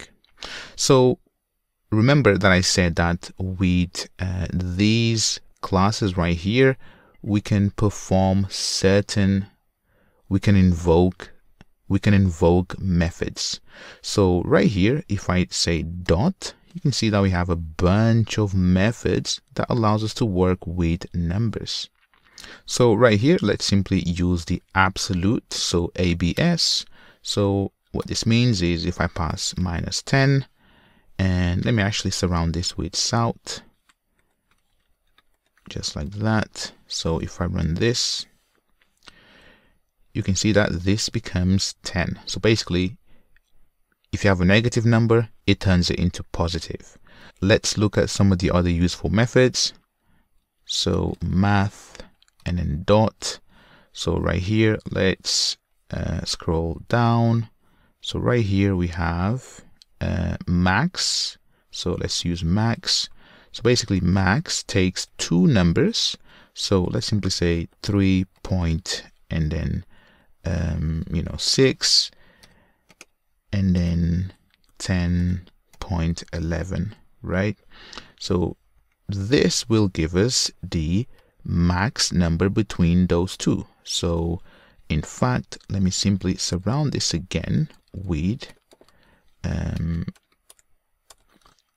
print statement. There we go. Run it. You can see that the max number between 3.6 and 10.11 is 10. So you can even pass whole numbers. So 6 and 10, 10 is the max number. So if I duplicate this line, and then instead of max, let's simply have min, run it. You can see that the min now is 6. Let's have a look at a different method. So sout, and then math dot, and let's use the pow. So pow means power. So what is 5.0 and then power 2.0? So if I run this, you can see that it is 25. I can remove the decimal numbers, so it works with whole numbers as well. If I run it, you can see that it is 25. So this actually returns a decimal. So if you want this to be a whole number, we can simply do this. So we can have int like that. So basically within parentheses, and then simply say int, and then this will actually take the result of this and then put it as whole number. So if I run it, you can see that now we have 25. So let me actually look at some other methods. So sout, and then math, and then dot. So if I scroll down, so basically we have lots of these methods. You have round, you have a sine, you have square root of 25. You guessed it right, it is 5. There we go. So 5.0. If you want it to be an integer, you can simply add this bit right here. And what this means is it's called casting, right? So we are casting the result to an integer. So again, let me do it. So int, and then close that, and this is casting. So if I run it, you can see that it is 5. So another thing that we have inside of the math class is, so right here, if I scroll down, basically you can go through this and use whatever you need. So we have subtract, we have 2 degrees, 2 radians, and we have this. So this is one I will show you, the actual value of pi. I've been creating a variable that contained the value of pi, but it wasn't this long, right? So right here, you can see that I can say math.pi and then run it, and you can see the value of pi right here. So this is how you can perform some extra mathematical operations on numbers.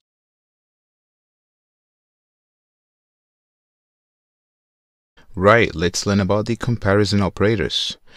So what they allows us to do is to compare values. So let's simply say that we have an integer value, and then Khalid and then age equals to 18, and let's simply say int and then Mariam and then age equals to and then 20.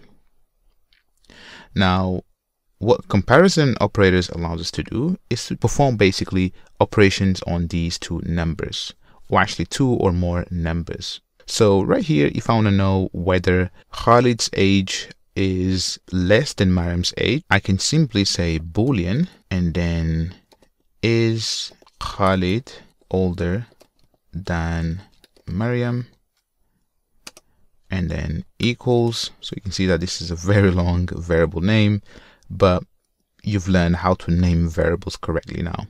So right here I can say Khalid age and then bigger, so the greater sign, and then Mariam age. There we go. Now the result of this will be either true or false. So this is why I do have a boolean right here.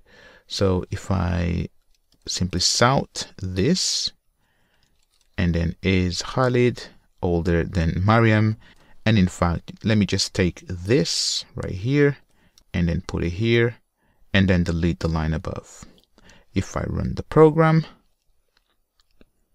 you can see that no, is not. So Khalid is not older than Mariam. Now I can do the same, but I can inverse the sign. So greater, so the way I remember this is less. So this is the less sign. It looks like an L, right? So L for less. If I now say that Khalid age is less than Mariam age, you'll see that yes, indeed it is true.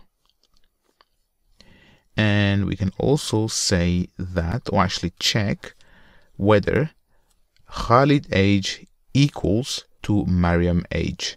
If I run it, you can see that it is false.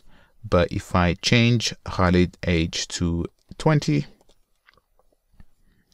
and then run the program, you'll see that these two lines right here, so line number 8 and line number 10, are false, and Khalid age indeed equals to Mariam age because they're both 20 years old. The final comparison operator that I want to show you is almost the same as equal, right? So perhaps you want to say not equal, so you can say not with an exclamation mark and then equal, right? So this says Khalid age not equal to Mariam age. So if I run this, indeed this is actually false, right? Because they are indeed equal. But if I change Khalid's to 21, you'll see that now Khalid is older than Mariam and the age is different. So right here, so true and true. Finally, right here where we say that Khalid age is bigger than Mariam, we can also say bigger or equal, right? Or less, right? Or equal, right? So right here, if I change to both 20, you'll see that both this line, and this line will be true. So if I run it, there we go. So you can see that we have true, false, true, true, and then false. So this is pretty much everything about the comparison operators that you're going to be using with Java. And so that you know, all of these expressions right here, so greater, greater or equal, less, less or equal, equals, not equal, they are referred as Boolean expressions because they either return true or false.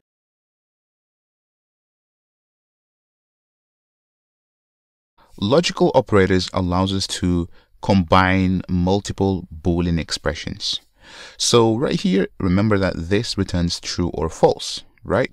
But what about if I want to say that Khalid age is bigger than Mariam and something else, right? So I want to combine multiple Boolean expressions. So that's what logical operators are. So in fact, let me delete all of this, right? And let's create a Boolean and then is and then adult equals to false. Let's create another Boolean, is and then student equals to true equals to true, just like that. What the logical operator allows us to do is the follow. So we can say right here, let me simply sound to the console. So system.println, and inside, let's say that we want to check that is adult equals to true and is student also equals to true. So for that, we can simply say is and then adult, and then the logical operator that we have, the first one is and then is student. Now what this will do, it will check if the first one is true. So if the first Boolean expression is true, it will continue to the next one, and then it will check whether the second Boolean expression equals to true. So basically, and means that all the expressions must be true. Otherwise, the final output is false. So if I run this, you can see that it is false. But now if I change is adult to true and then run it, you can see that now it is true. But let me go back and then say false here. So let's learn about the OR. So let's say that you want to check either one of them have to be true and not everything. That's when you use the OR. So this is the OR. So either one, right? So you can have 1 million Boolean expressions that evaluate to false. But if you have one Boolean expression that evaluates to true, the whole condition is true. So if I run this, you can see that now this is true. And the final logical operator that I want to show you is OR.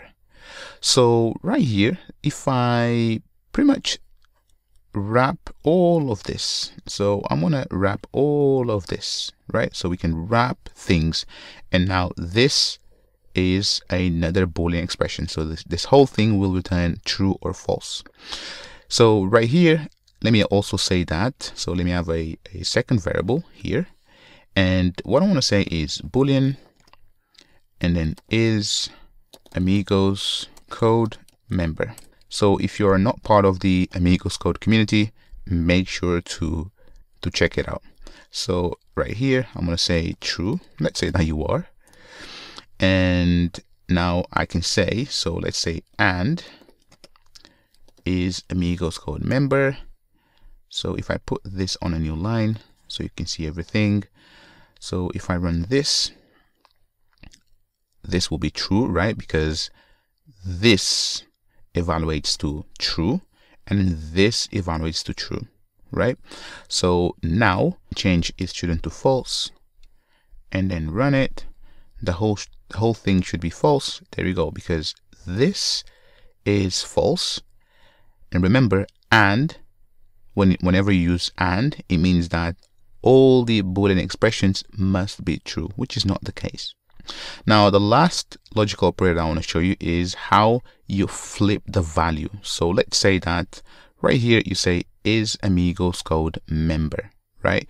So let's say that I want to say is not Amigoscode member, or is not an adult, or is not a student, right? So you can do that by simply flipping the actual value.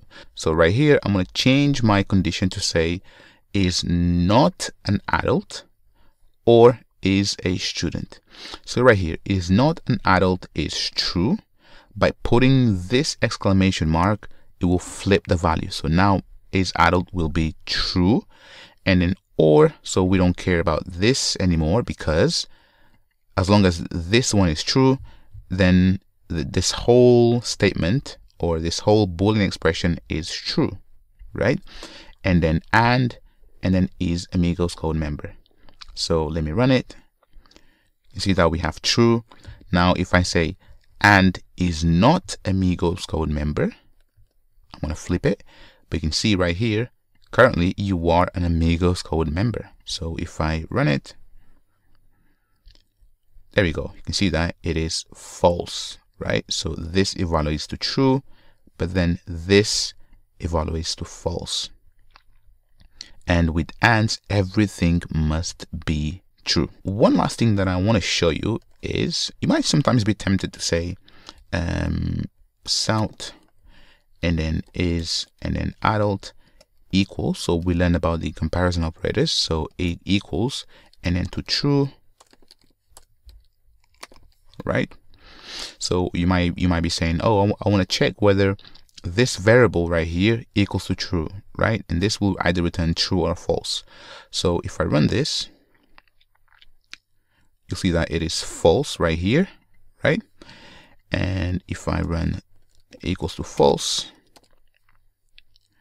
you can see that this will return true, right? But you don't have to do that, right? Because the value itself of this variable is true is actually a Boolean. So what you can do is simply get rid of it, and you can say is adult, and then this will tell you true or false. False is not an adult. And then if you want to check whether is not an adult, you simply flip the value as we learned, right, with the exclamation mark, run it, and then it's true, right? So is not an adult is indeed true because is adult right here. So this variable currently is false. And this is all about logical operators. So just bear in mind that you can combine this with, many things. So for example, if I was to say south, and let me simply say 10. So here I can say 10 greater than 8, right? Or, and then let's say 2 less or equal to 2, right? So we've learned about these expressions, and you can see that now I can also say and then is, and then adult. So basically you can combine most of these things together. And remember, we've learned about strings. So right here, let me simply say string, and then name equals to, and then mark, and then I can also say and. So let me put this on a new line, just like that. Oops. And then say and then name dot contains, let's say that the name contains the letter M, right? So you can see that we can combine, these expressions with everything that returns a Boolean, right? So this returns a Boolean. So name contains returns a Boolean, is adult, and here you are actually comparing, numbers, and then you have an or sign with another number. So 10 greater than 8, or, so basically let's say that we want to group these together. So let's group them. So I want to group this and that, right? So let me actually put this like this so you can see exactly. So there we go. I think this is much neater like this. There we go. So I'm saying, is this expression, is this Boolean expression true, and is adult, and the name contains M. So if I run this, you can see that the whole expression is false, right? So this is because is adult is false. So let's actually flip this. So is and is not an adult, and then run it. And you can see that now the whole expression is true. So there we go. This is all about logical and comparison operators.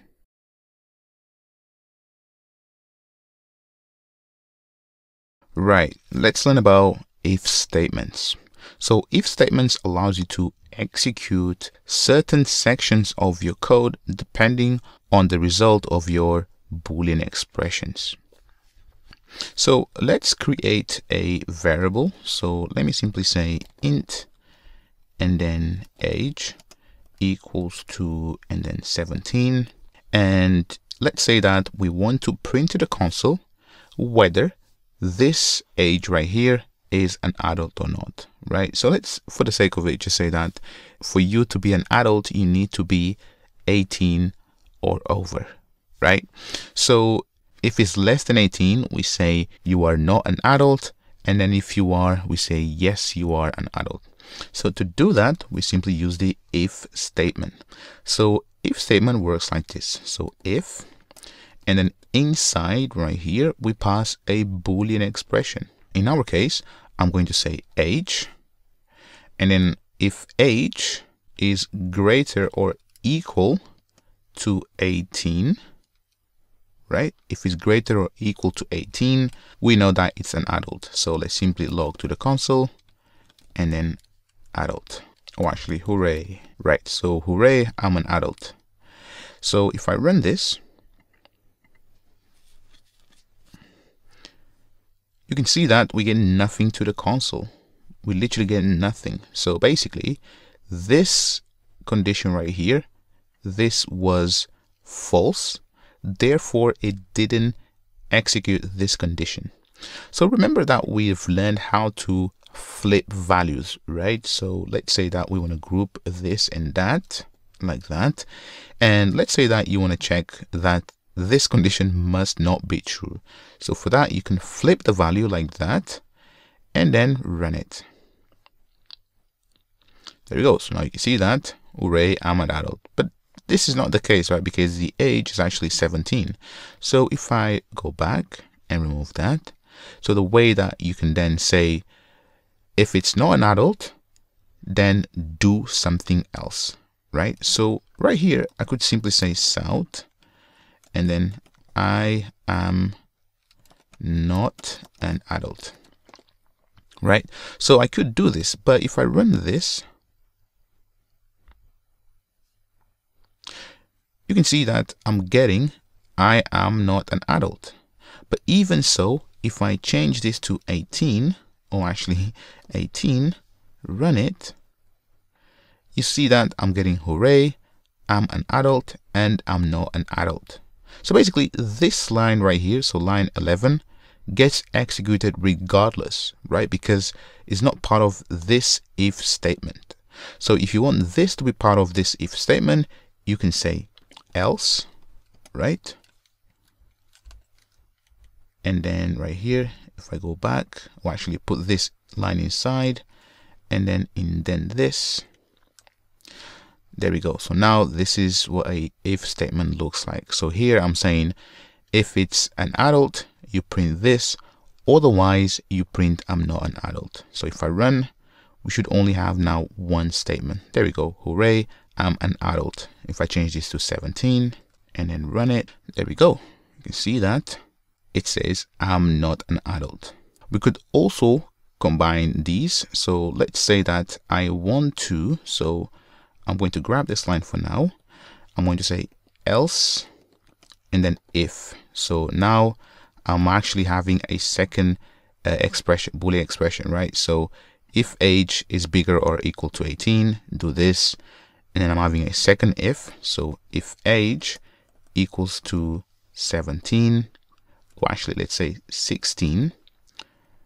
So if it's between 16 and 17, right? So if age is greater or equal to 16, and then age is less than 18, we want to simply log to the console south, I am almost an adult. And then finally, right, so let me actually run this so you see the output. So there we go, I'm almost an adult. But now if I change this to 15, you can see that we get nothing to the console. This is what you use the else condition for. So else is the last block if none of the above conditions are met. So if I run this, you should see that I am not an adult. And again, we've used if statements with numbers, but if statements are used with any Boolean expressions.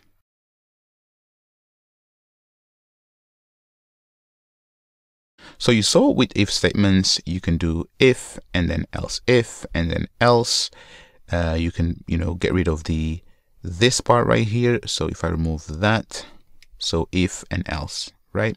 So if you have an if statement, which is really simple, if you have this scenario only, so I only advise when you have this scenario where you have one if statement, or actually you are evaluating one Boolean expression, and then you need the else if the initial condition is not met. So you can do something like this. So I'm going to replace this whole thing with, I'm going to say string. So I'm going to store actually the value, so this value right here, into that variable. So right here I'm going to say message equals to, and then I'm going to say age greater or equal to 18. So if this is the case, right, I'm going to say question mark. If this is the case, the value of message will be hooray, I'm an adult. And if I put this on a new line so you can see it properly, and then else, this is when you put the column right here, and then this other message, just like that, and then like that. Whoops, just like that. And there we go. Now I can say south and then message. So you can see that this is actually much neater instead of having something like this, right? But as I said, this should be only used when you are evaluating just one Boolean expression and then you need a default value, right? As soon as you have else if, so else, if, right, then things become really complex. And also, if you have, let's say you have, you know, right here, you have two print statements, right? So south, I'm happy, right? So if this is the case, then definitely you can't use the ternary operator, because with ternary operators, you cannot have, so right here, so you see these braces. So everything that you do inside here, so this is the actual logic, you're not allowed to do it with ternary operators. So ternary operators is when you want to return a value, right? As soon as you want to mix logic inside and your if statement becomes too complex, then do not use this. But let me just show you that. So right here, if I delete that, if I run it, you should see that I am not an adult. So it's just printing this part right here. But as soon as I add 18, you can see that it's printing now this value. And this is all about the ternary operator. If you have any questions on this operator, let me know and I can give you further examples.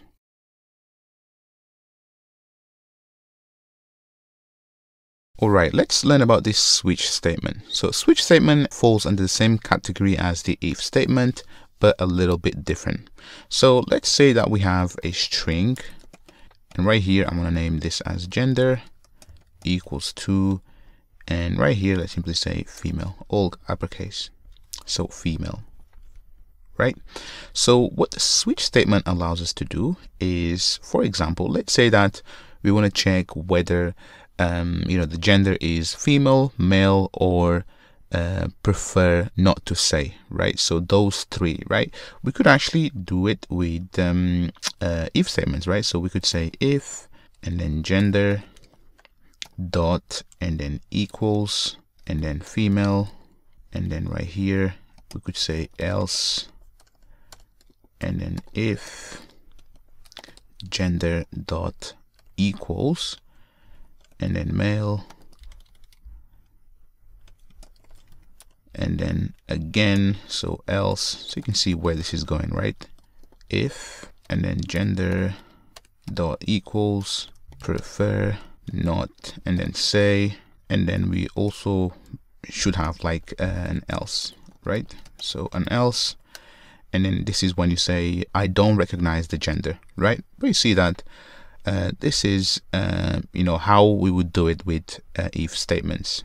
And the way that we can do the exact same thing with switch statements is as follows. So let me go ahead and simply say switch, and I want to switch on the gender value, and then inside make sure you have these curly braces, and now I can say case. So when the case is female, and then column, and then right here simply type break for now. Simply type break, and then I'm going to say case, and then male, and then type break, and then case. Let me just grab this. There we go, and then say break. And then for the else part, you simply type default, and there we go. So basically, you can see that this is kind of neater, right? So if you compare with this, this is a bit neater. So you should really be using switch statements when you are switching, or you are performing an if condition only on one value right here. All right, so you actually switch the gender and then you check if it's female, male, prefer, not, say, right? As soon as you start having, like, complex comparison of operators and greater and bigger than this, then you shouldn't really be using switch statement.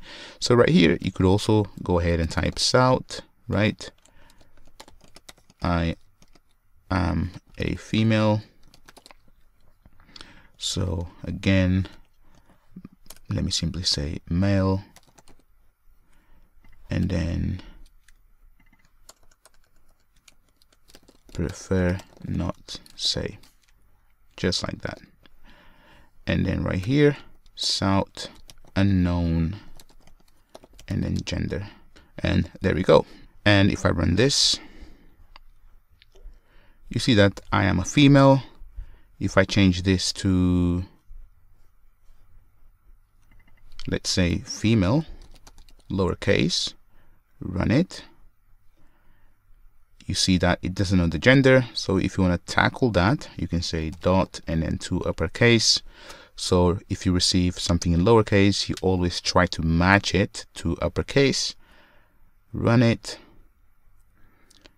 I'm a female, and if I type, for example, da, see that unknown gender, right? So one last thing here is, you see this break statement. So this is actually only in Java 11. I think in Java 12 above, this has been fixed and not needed anymore. But basically this simply says, if this is the case, right, do whatever is before the break statement.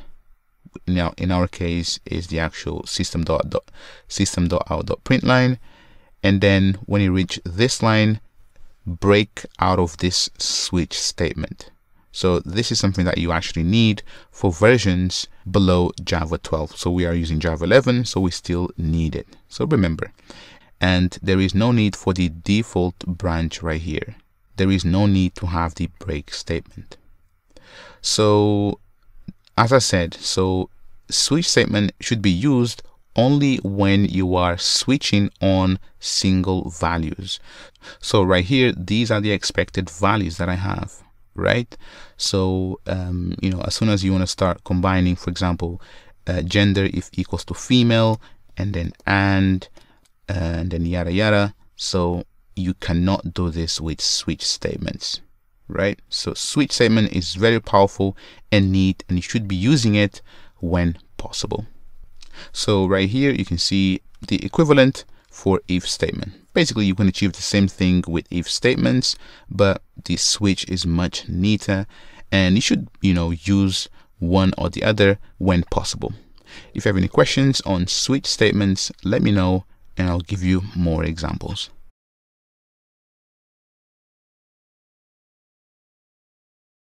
Let's learn about arrays. So far we've been able to create variables as such, so int and then 0 equals to 0, and then int and then 1 equals to 1. So these two variables right here, they are independent from each other, right? So this has a different address in memory, the same as this one right here. So what arrays allows us to do is to create one variable that holds more than one value. So instead of us declaring these variables and having these two numbers independent, we can simply create an array and then put both 0 and 1 inside of the array. So let me go ahead and simply say that I want an integer, and the way you create an array is by simply adding the curly braces and then simply say numbers. Now here simply say equals to new and then int, and then simply put the curly braces again. The final thing that we need to do is to specify the size of our array.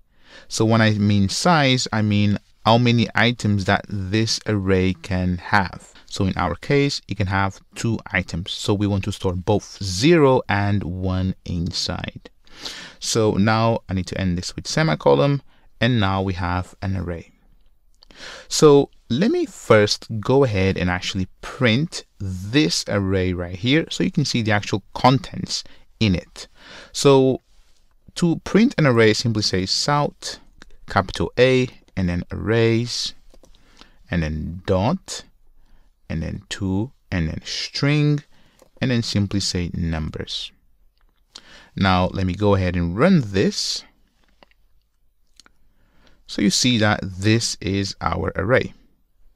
So currently when we initialize the array with 2 spaces, right? So you can see here, so 0 and then 0. So this is the actual size of the array. So if I was to increase this to 2, or actually 3, sorry, and then run again, you can see that we have now 3 zeros. So currently we simply created an empty array, and by default every single number inside of the array which is initialized is 0. So in here, so if I was to, for example, say that I want an array of booleans, so boolean and then boolean, so this is how you say I want an array of booleans. Remove that, and then if I run this, you see that the default for booleans is false.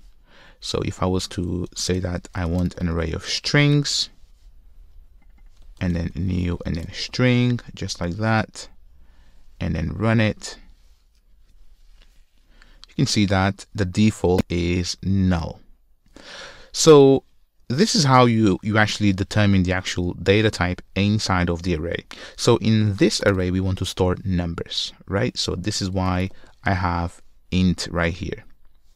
Now the way that we add numbers inside of this array is as follows.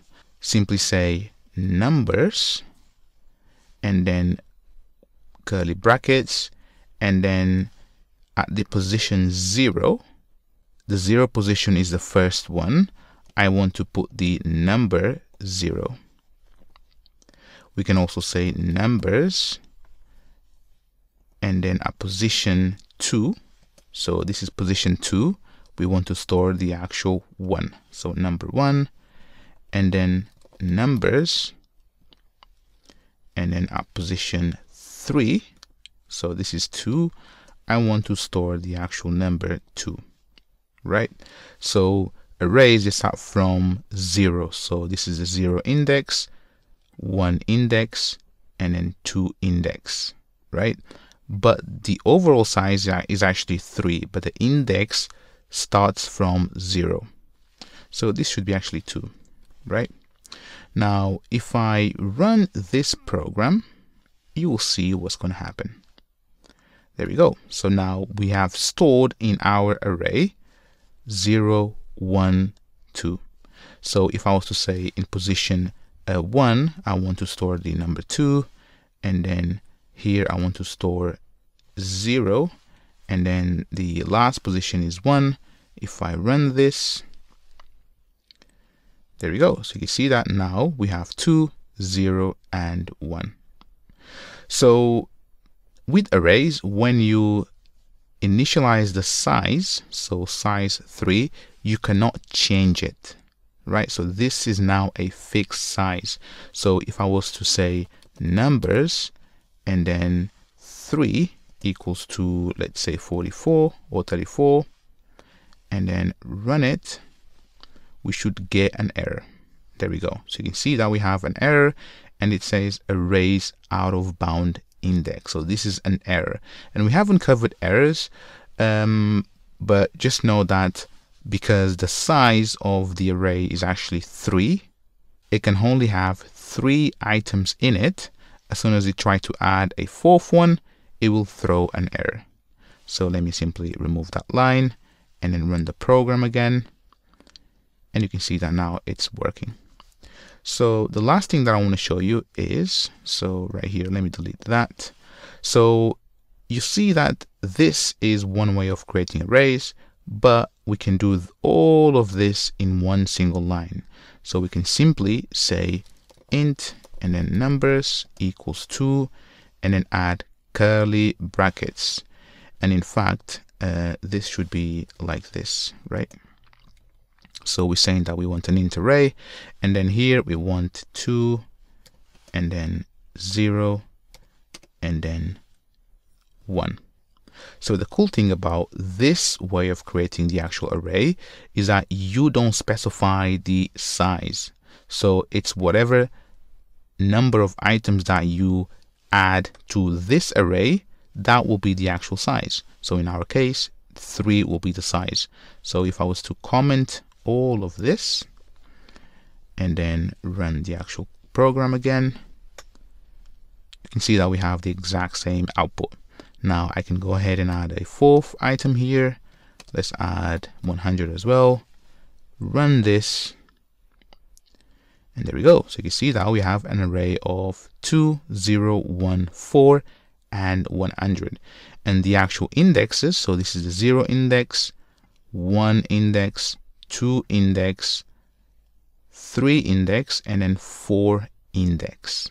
If you want to print the actual size of the array, you can simply say south and then simply say numbers and then dot, and then we have a property right here called length. So that will be the actual property of this array, and this will tell us how many items are inside of the array. If I run the program, there we go. So you see that we have 5 elements inside of this array. Now obviously we have an array of numbers, but we could also have, for example, an array of strings. So string and then names, or actually curly brackets to denote an array, and then names equals 2, and then here this has to be in double quotes because the data type of it is strings. So here let's simply say Ali, and then let's simply say Maria. Now let me actually print this. So system.out.println, oops, so south and then arrays dot and then to string and then names. Let me also print the actual size. So south arrays dot and then, oh actually not arrays, but the actual names dot and then length. If I run the program, you can see that we have, so this array this time only contains Ali and Maria, and the size is 2. So there we go. This is how you create and use arrays.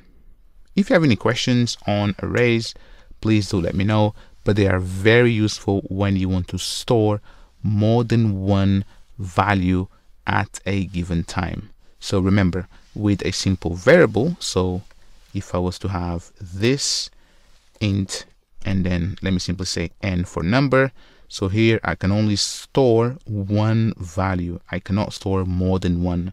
So this is when arrays come to rescue, when you want to store multiple values in it.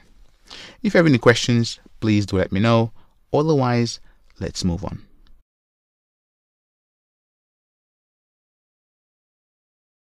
So now that you know how arrays work, let's say that you want to grab this last element right here from this array. So the way you do it is as follows. So you simply say numbers, and then right here, remember that we've learned that if you want to add a particular number at a given index, you simply pass the actual index. So in our case, this is the index 0, 1, 2, 3, and then 4. So we want to grab the item at index 4, just like that. So now obviously we need to store this into a variable because this now gives us the integer value. So let's simply say int and then simply say 100 and then equals and then numbers, and then 4. Now let me simply say south, and then 100, run. There we go, we have 100. Now let's say that you want to grab the number 4 there, so let's go ahead and simply say int, and then 4 equals 2, and then numbers, and then guess what, index, and then 3, right? So let me actually now do a south here, and then 4, and then run the program, and we get 4 right here. So if I was to change this to 90, now that value is 90, and also the variable name doesn't match the actual value that we are getting from the array, right? But you get the point. So let me actually go back on that. So leave it as 4. Now if I was to try to access index 5 like before, right? So this array can only contain 5 elements, but here I'm trying to retrieve index 5. So this is index 0, 1, 2, 3, 4, and then index 5 is non-existent. So if I run this program, this will fail. So check it out. So you see in this error, array index out of bounds. So just be sure that whenever you're trying to access an index from an array, it is within the actual range inside of the array. Now here I can simply say 4, and let's say that, you know, just for the sake of it, you want to grab the last index. So but let's say that you have let's say you got 4 here, and then you have 90, and then you have 78, right? So let's say I want to grab the last index, so I don't want to count really all the indexes, so I can simply say numbers dot and then length, and remember the length will give us the actual number of items inside of the array. So here 1, 2, 3, 4, 5, 6, 7, 8. If I run this should fail.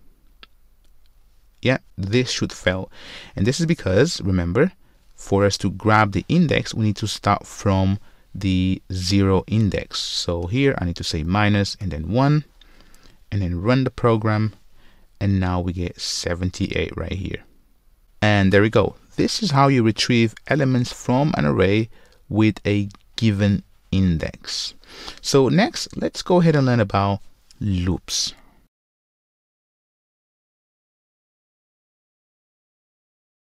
Right, let's understand what I++ means and I minus minus.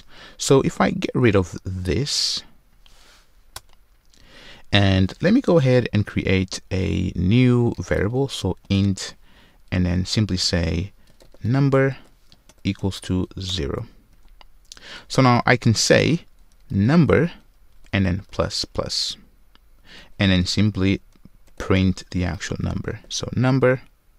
So this is the following. So you see that this simply says take the current value of a number, and then plus plus simply says increment it by 1. So this is the exact same thing as saying number and then equals to, and then take the current value of number and then plus and then 1. So this is the exact same thing. So if I run it, you can see that we have 1. The same with minus minus. So right here, if I say number minus minus, and then run it, you can see that we have -1, and this is the exact same thing as take the current value of number and then -1. If I run it, you can see that it's the exact same thing. And if I go back, so if I press Ctrl Z there, so you see the actual loops again. There we go. So here, this is exact same. This is what I was doing, right? So here I could say I and then equals to I and then +1. It's the exact same thing, but I++ is the actual shorthand version, right? I++. So in here, so let me simply remove this.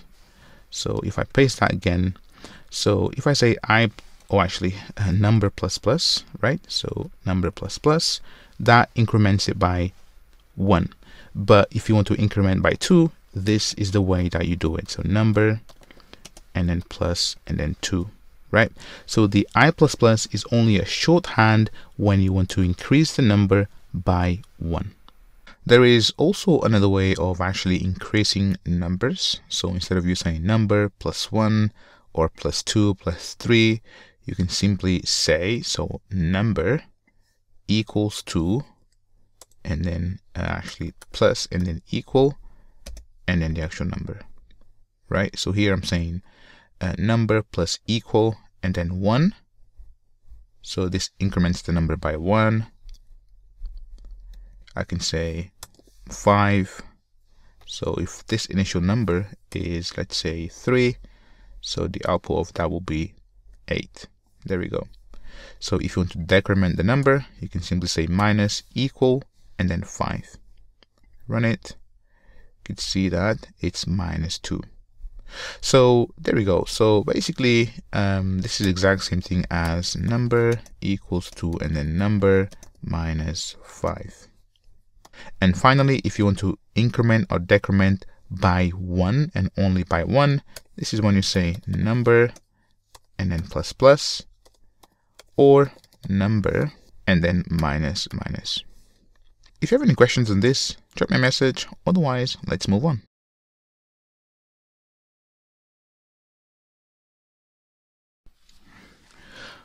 Right, so you saw how to loop through arrays using this for loop, and this is the for I loop.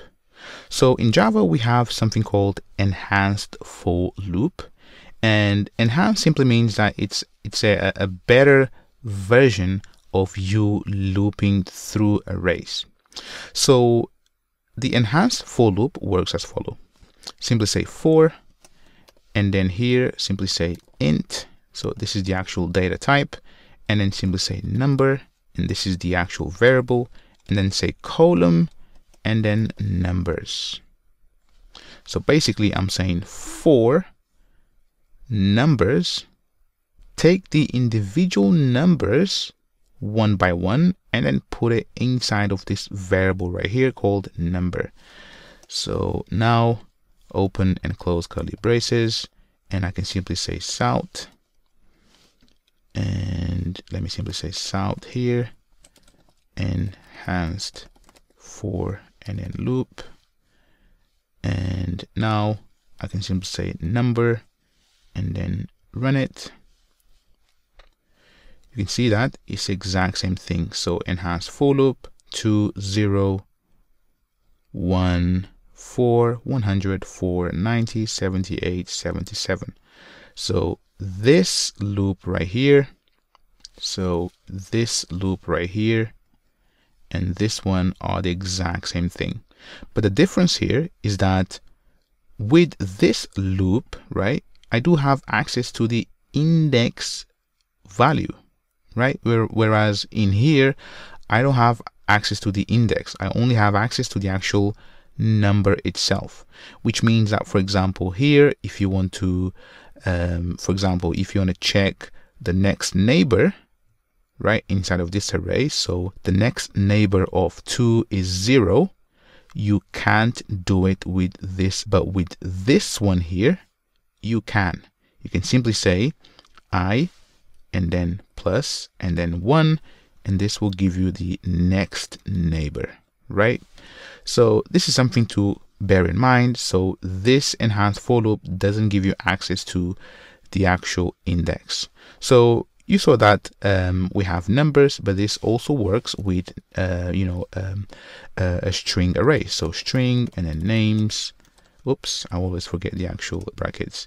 And then names equals to right here. Let's simply say Anna and then Ali, and right here. So now this has to be a string. So that's the individual data type inside of each element. So string and then string, and then here this will be name, or you can name it as n, whatever you want, right? But as we learn how to name variables, they have to mean something.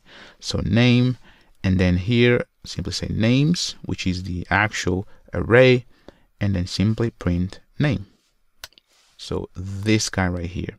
So if I now run the program, you can see that we have Anna and Ali.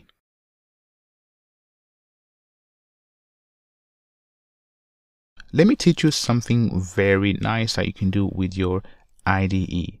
So you see that for us to create a loop, we simply have to say for, and then int I equals to 0, so on and so forth, I++, and you get the idea. So instead of us doing that, we can have some help of our IDE. So let's say that we want to loop through numbers. So from left to right, simply say numbers, and then dot, and then for, and check this out. So you have for I, for R, and then the actual normal, or actually not normal, but the enhanced for loop. So for I, so for and then I, I'm going to pick that one. And you can see that we get everything filled in, right?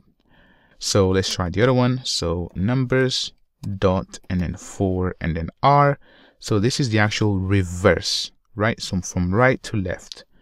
Enter, and there we go. So you see that this is much quicker, right? So this is why IntelliJ, it's amazing, and you should really be using awesome IDEs like this one. So finally, if I say names, dot, and then for, and this is the enhanced for loop, enter, and there we go. So you see that I was able to create these loops in seconds. So there is another way that you can loop through arrays, and let me quickly show you.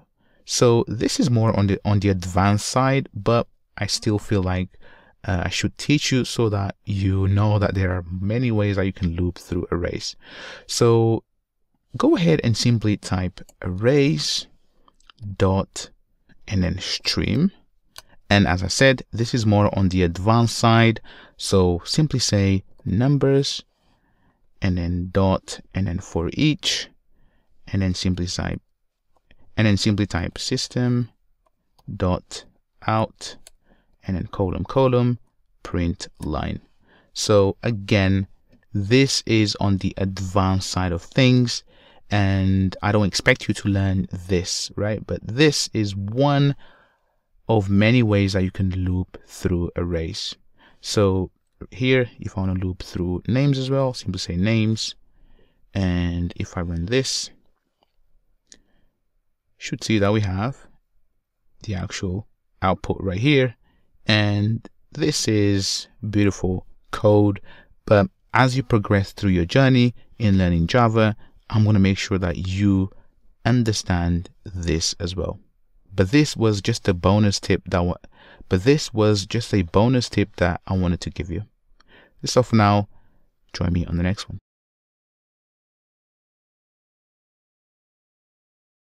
By now, you should be familiar with looping and indexes, so on and so forth. So let's say that you want to loop, so names and then for, and this is the enhanced for loop. So here, let me simply say south and then name.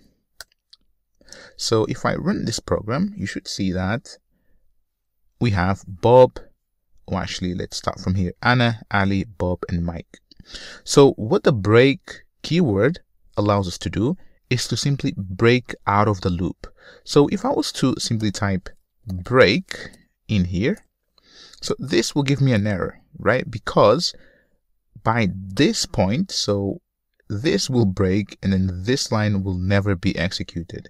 So if I change the order, now you can see that we will print once and then break out of the loop. So we should see only Anna right here. So if I run this, there we go. You can see that we have Anna. So we could do something more clever. So let's simply say if and then name dot equals and then Bob. So if the name equals to Bob, we want to break out of the loop, right? So now we should go and print Anna, Ali, and then if name equals to Bob, we simply break. So here, let's simply say South and then name, right? So if the name equals to Bob, we're going to break out of this loop. Otherwise, we're going to print the actual name. So if I run this, we should see only Anna and Ali. There we go, Anna and Ali. So as soon as we reach Bob, we break out of this loop, and then Bob and Mike will never be printed. So that's the function of break. So break simply breaks out of any loop. Now the continue keyword is as follow. So right here, so let me simply say if name dot and then starts with and then A. So if the name starts with A, so right here you see that we have Anna, Ali, Bob, and Mike, right? So what continue does, so if I simply say continue, so what continue does, continue, instead of breaking out of the loop, it simply goes back to the beginning of the loop. So in this case, we have name starts with A.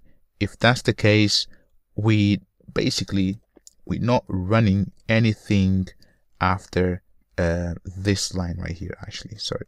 So anything after this line right here. So if this line is executed, we simply go back to the loop and then run everything again. So for this example, what's going to happen is the first time that the loop goes around, so this is Anna, starts with A, continue, and then this line right here is never executed.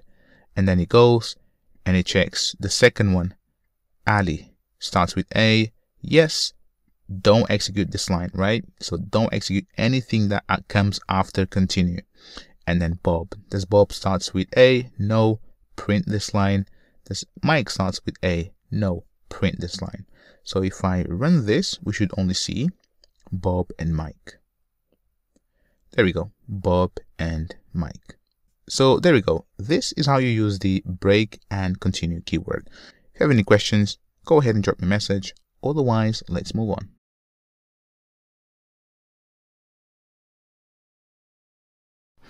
Let's learn about the while loop. So the while loop allows us to loop while a Boolean expression evaluates to true. So the syntax is as follows. So while, and then parentheses, and then right here, so this part right here, so this is the actual Boolean expression. So right here, if I say false, you see that IntelliJ is telling me that this is an unreachable statement, right? Because if this is false, this won't be executed. But if I change this to true, you can see that now I can say South, and then here let me simply say hi, right? So if I run this code, this will run forever. This again will run forever. So if I run it, you should see on the console that we have hi, and you can see here it's just running forever. So this will never stop. So what I'm going to do is I'm going to pretty much just stop, because this is actually consuming lots of resources, and I'm going to declare a variable. So let me say simply int and then count equals to and then 0. Now here I'm going to say while count is less or equal to 20, I'm going to print the value of count. So I'm going to say actually count and then plus and then count, and then in here I'm going to increment the value of count. So I'm going to say count and then plus plus.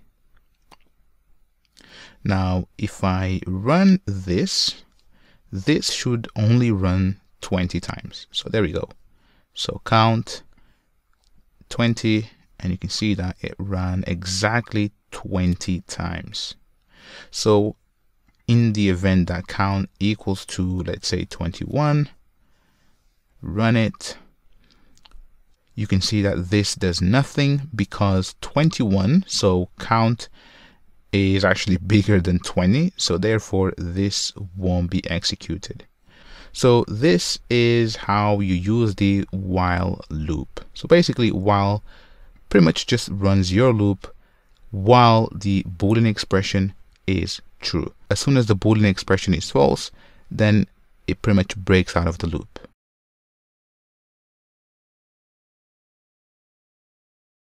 The final loop that I want to teach you is the do while loop. So as you saw previously, the while loop simply executes the block of code inside of the curly braces while a condition is true. So if I run this, so you remember what we've done before, you see that it prints all the numbers from 0 to 20. If I say that this is 21 and then run it, you can see that this does nothing.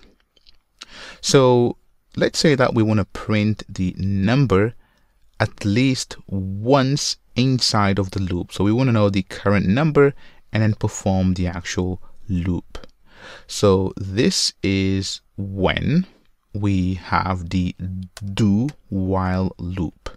So do while loop works as follows. So do, and then right here I need to grab all of that and then remove this parenthesis here.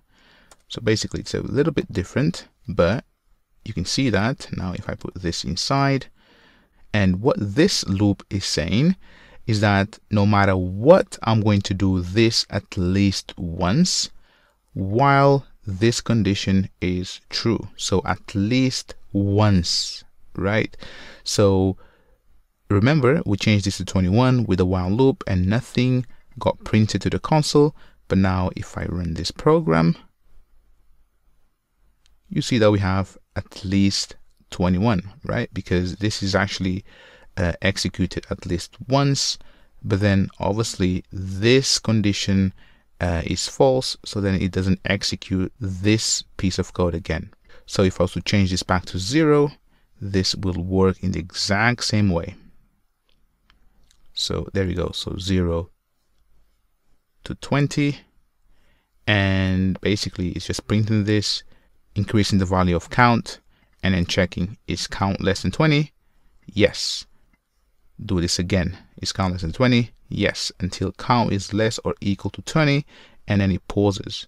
But the difference between the normal while loop, so this while loop, so while and then true, and this one right here, so let me collapse this. So the difference between do while and while is that do while executes no matter what at least once. So this block of code here is executed at least once, whereas the while loop, it doesn't. So if you need something to be executed at least once, then use do while loop. Otherwise, just use while loops. If you have any questions, drop me a message. Otherwise, let's move on.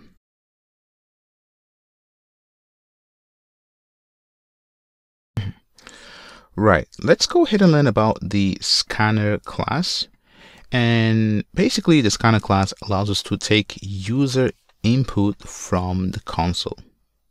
So let's create a very simple program that takes the user name and then prints to the console hello and then the actual name. So go ahead and simply type scanner. So scanner. And this comes from java.util, and make sure it comes with, and make sure it's capital S and then scanner. So right here you can see the import statement from java.util scanner, and then let me simply name this as scanner equals to new and then scanner, and then within parentheses simply type system dot and then in, oops, lowercase in, just like that. We have now this variable right here, which is an object, And I'm going to explain objects, what objects mean in a second. But this variable right here now can take user input from the console. So if I run this program, you see that the program runs, and in the console nothing happens, and then the process finishes. So the program just exits. So what we want to do is actually say South. So let's simply say South, and then what is your name?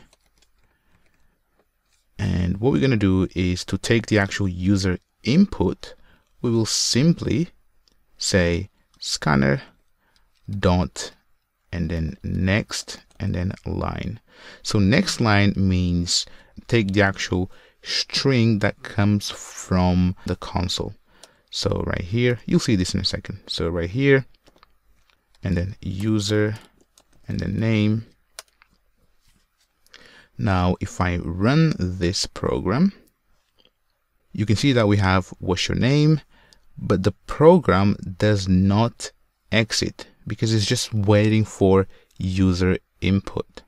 So let's simply say Amigos and then code, enter, and now you can see that the process has finished. So now we know that this username variable right here contains Amigoscode or whatever comes from the console. So let's simply say South and then hello and then plus username. So if I run this, what's your name? I'm going to type this time Maria, enter, and you can see that we have hello Maria. Now let's also take the actual age, and then from the age we want to calculate the actual year of birth. So for that, let's simply have South again, and let's simply add some spaces here. So we want to have how old are you, and then right here we're going to use the actual scanner again, dot and then next and then int. So we want that to be a number. We're going to store that into a variable, age equals 2, and then what we're going to do is simply subtract the current year minus age, and that will give us the year that the person was born. Right here, let's simply say local and then date dot and then now dot and then minus years and then age and then dot and then get and then year. So this now returns the actual year that the person was born. So now I can go ahead and simply say South and then you were born in and then plus year. Now let's run the program. So if I put this a bit bigger, so what's your name? So let's simply say Ali, and then hello Ali, how old are you? Let me simply say that Ali is 21, and then enter, and there we go. You were born in 1999. Let's also say that we want to check whether Ali is an adult or not. So if I say if and then age is less than 18, we want to say South and you are not an adult, else I want to take the exact same print statement and then simply say you are an adult and then put a smiley face. There we go. So if I now run this program, there we go. What's your name? Let's say Zineb this time, and then you can see hello Zineb, how old are you? Let's say she is 25. There we go. So you see that you were born in 1995 and you are an adult. If I run the program again, and then Zineb, how old are you? 25. Or actually, now let's say 17. There we go. You were born in 2003 and you are not an adult. Maybe we could put a sad face here, right? And there we go. So I just wanted to show you how to build a very simple program that takes user input from the console. Now you know how to use the scanner class. If you have any questions, go ahead and drop me a message. Otherwise, let's move on.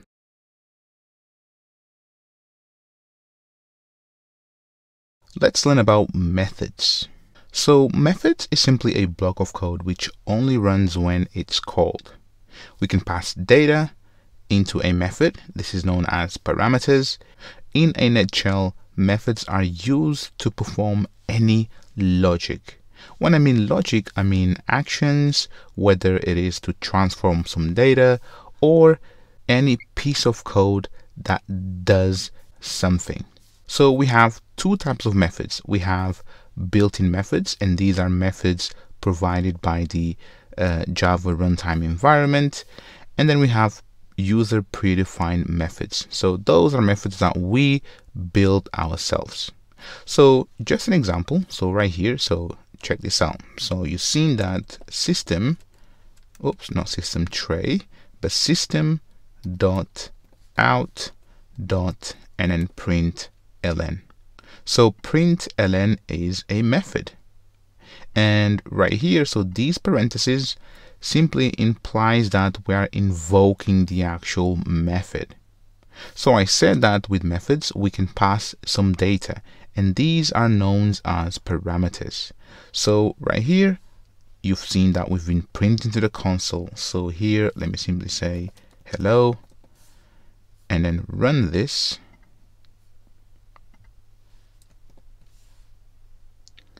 There we go. So you see that we have hello. So this method right here, so this method println is provided by default. We didn't write this method ourselves. So the same with, for example, if I create a string variable, so string, and let's simply say brand equals to, and then Samsung, and right here, let's go ahead and simply say South. Right, so println, so we are invoking this method, and then let's simply say brand dot and then to uppercase. So here you've seen this as well. So this also is a method. So right here we have these two parentheses, right, which denotes that we are invoking the actual method. And in this method, we are not passing any data. So this method simply transforms this data right here. So this one right here, so Samsung. So basically it transforms it into uppercase. If I run it, you see that everything is in uppercase. So let me show you one more method. So right here, if I say brand dot and then contains, oh actually, so basically right here you can see that there are lots of methods, right? And then let's say that starts with, so right here, so starts with, and then let's simply check whether it starts with s, right? So we are passing some data into this method right here called starts with, and what this method returns is a boolean.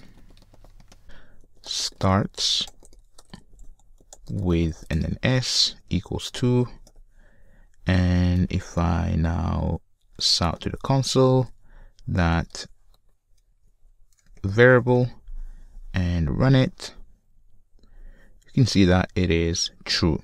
I can change this to lowercase s, run it, it is false.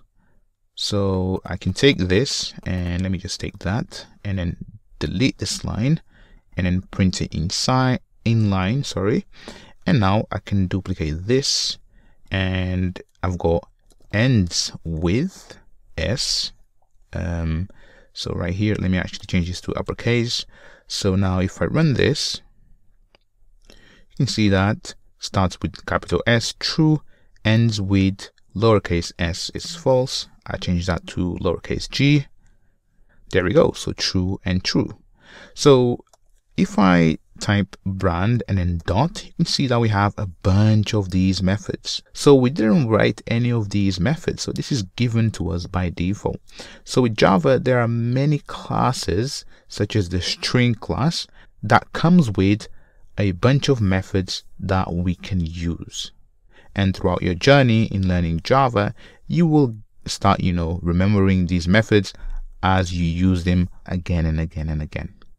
So next, let's go ahead and write our very own method.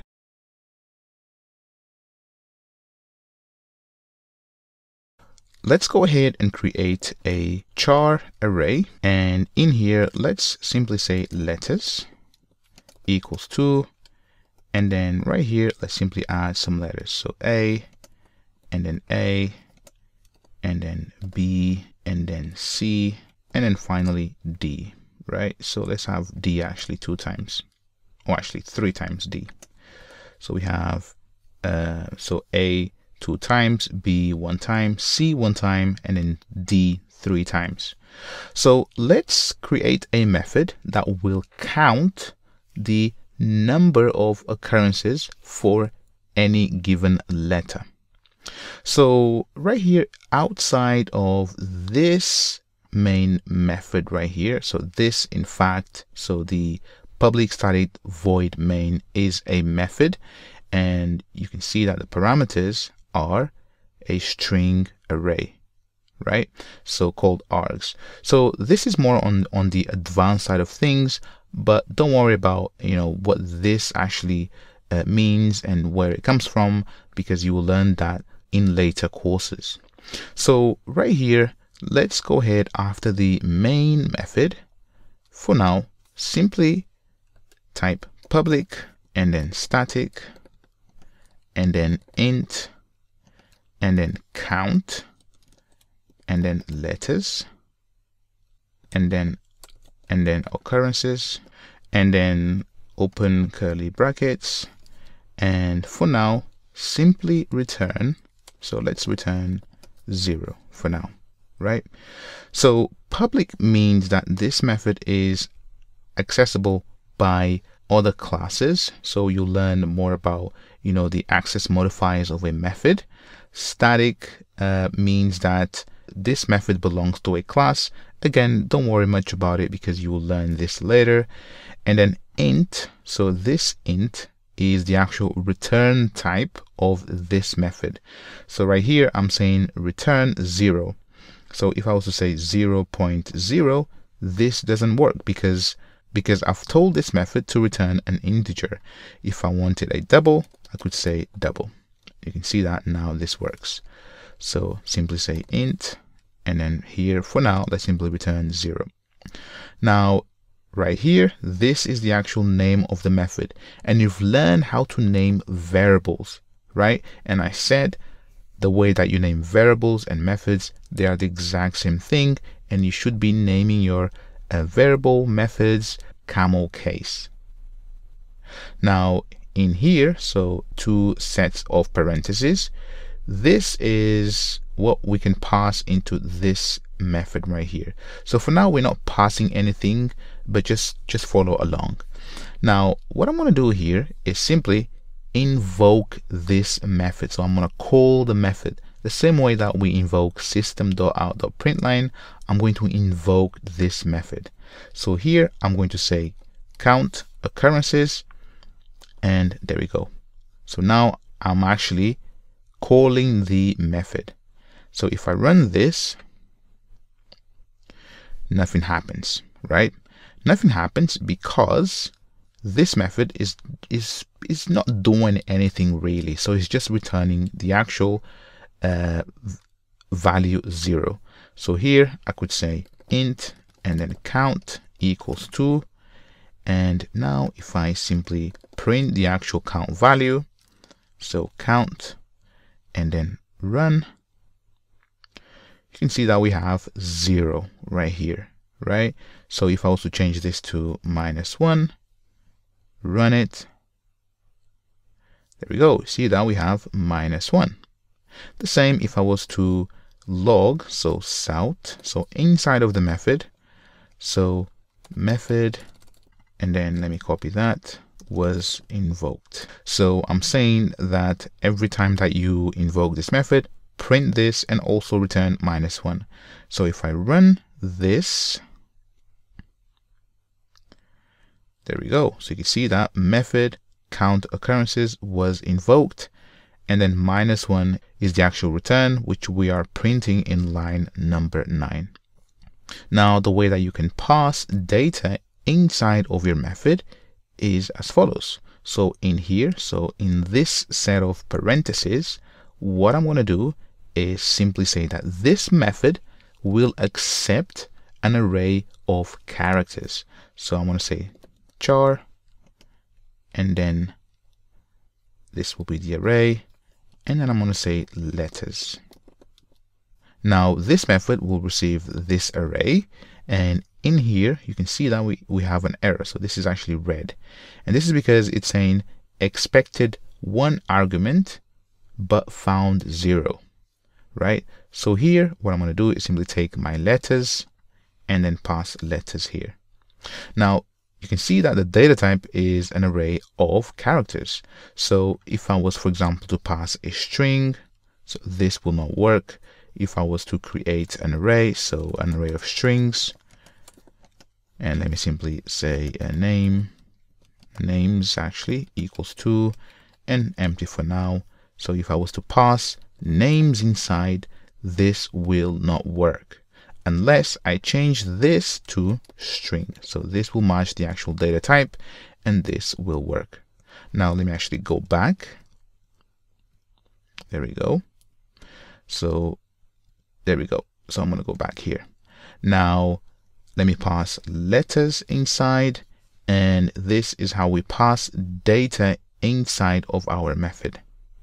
Next, let's go ahead and implement the actual logic that will count the number of occurrences for any given letter.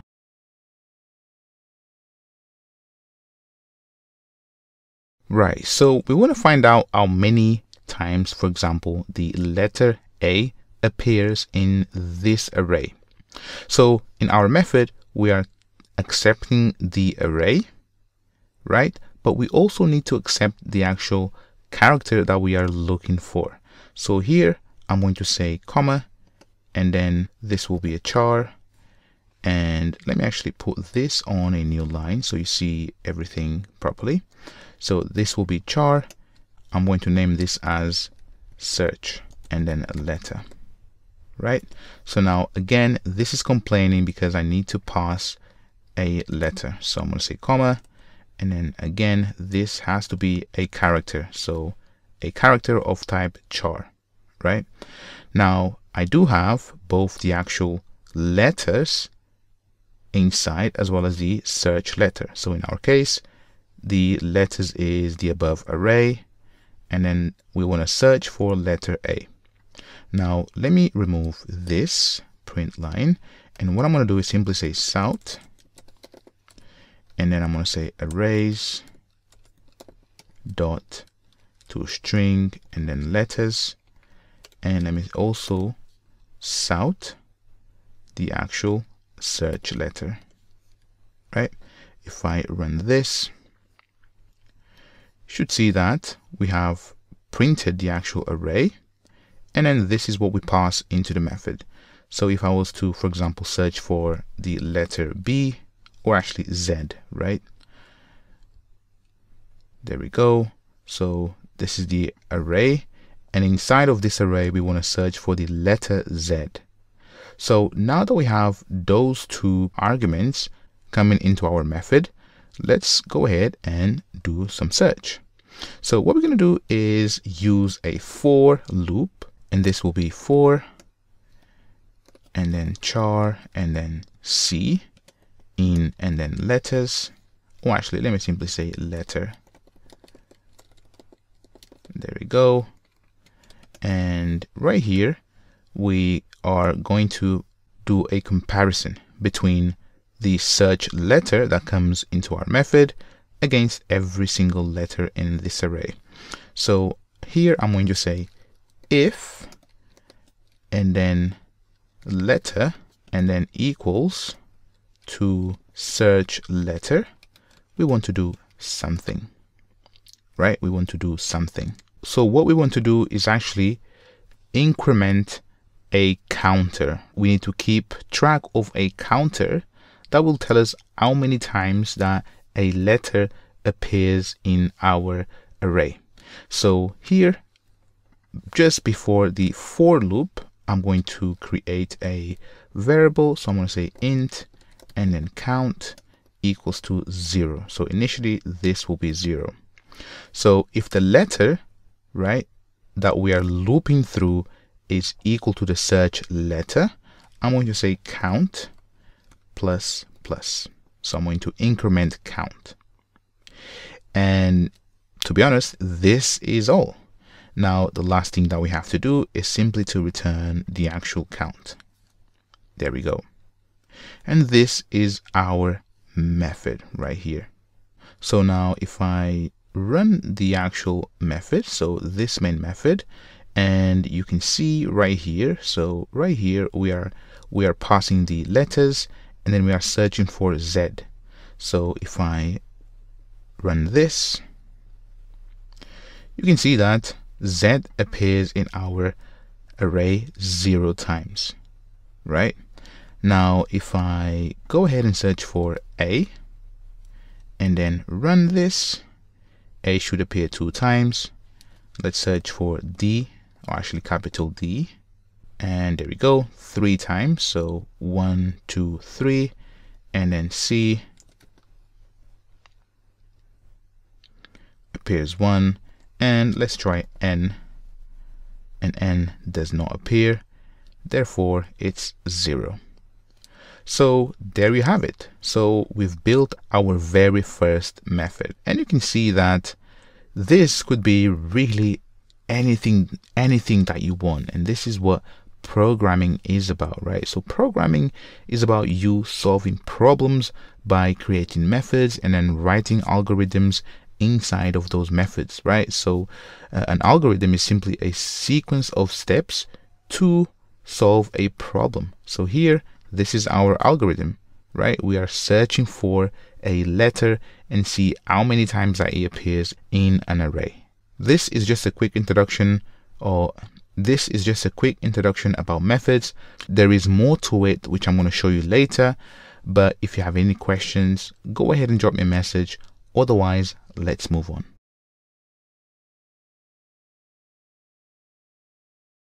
All right, now let's learn about classes and objects.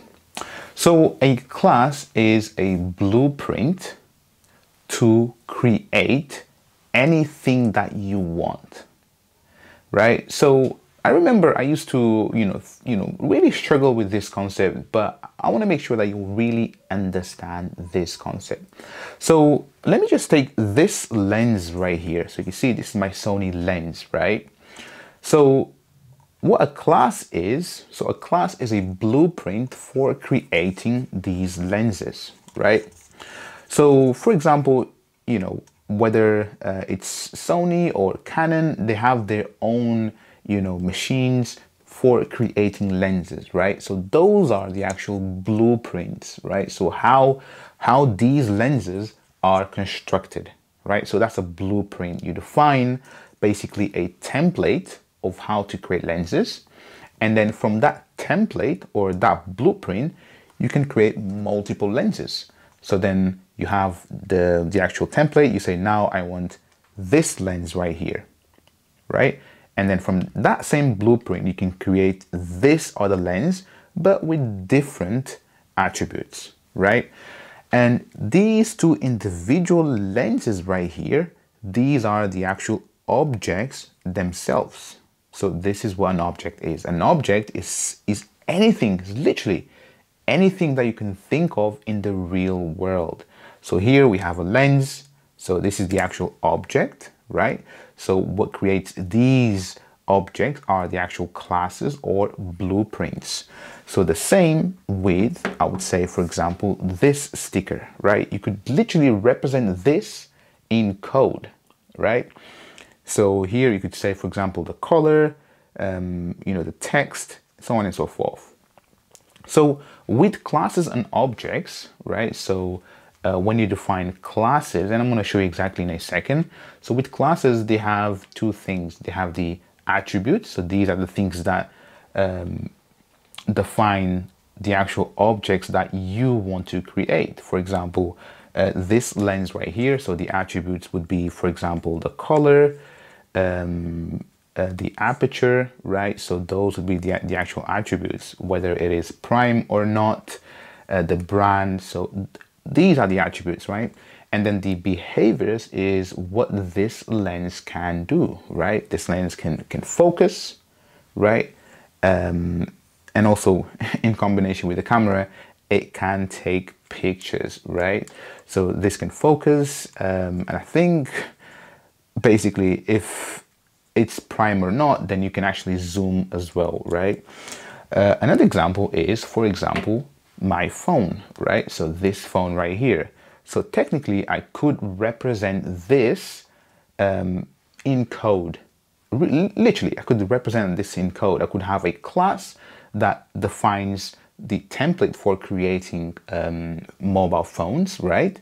And then I could create a bunch of objects. Now, this all of a sudden is actually the object that was created or instantiated from a blueprint, right? And in software, everything is based on classes and objects. And on the second part of this course, you will learn about OOP, so object-oriented programming. And this is where you'll see, like, you can literally define objects for everything. Objects, you could represent anything in the real world, anything in software, basically anything you want. So this is an intro of classes and objects. If you have any questions, go ahead and let me know. Next, let me actually show you this in code.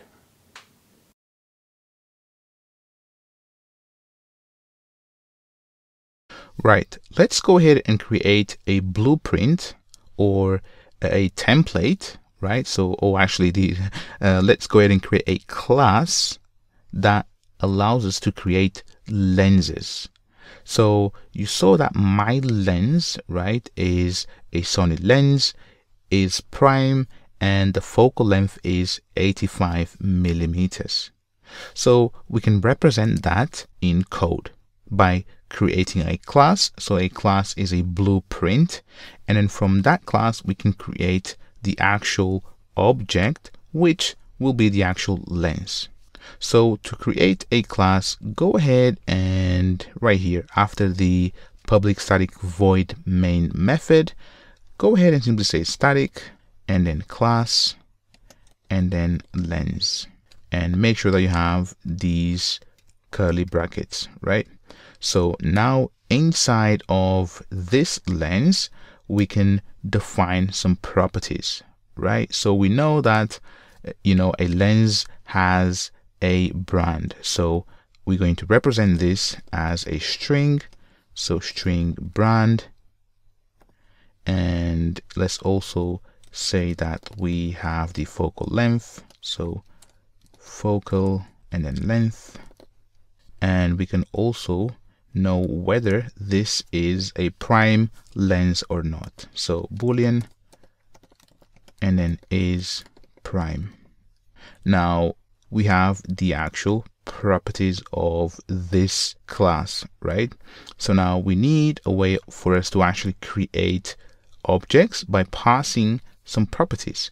So let's go ahead and simply say lens, and then within parentheses simply say string and then brand, string and then focal length, and then Boolean is prime.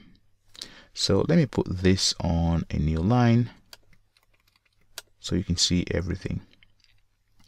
Now add curly brackets And this guy right here, it's called the constructor. So the constructor is how we construct these objects, right? So what I'm going to do here is simply say this dot and then brand equals to brand, and then this dot and then focal length equals to focal length, and then this dot is prime equals to is and then prime. So when I say this, I'm referring to the current instance of the current class. So you're going to see this in a very second. So this now is our blueprint. So this is our template for creating lenses, right? So just bear in mind that the reason why we are using the static keyword is because we want to be able to use this class inside of this public static void main. So there are better ways of creating classes, i.e. having a file with this class in it. But for now, I just want to keep things very simple and in one place.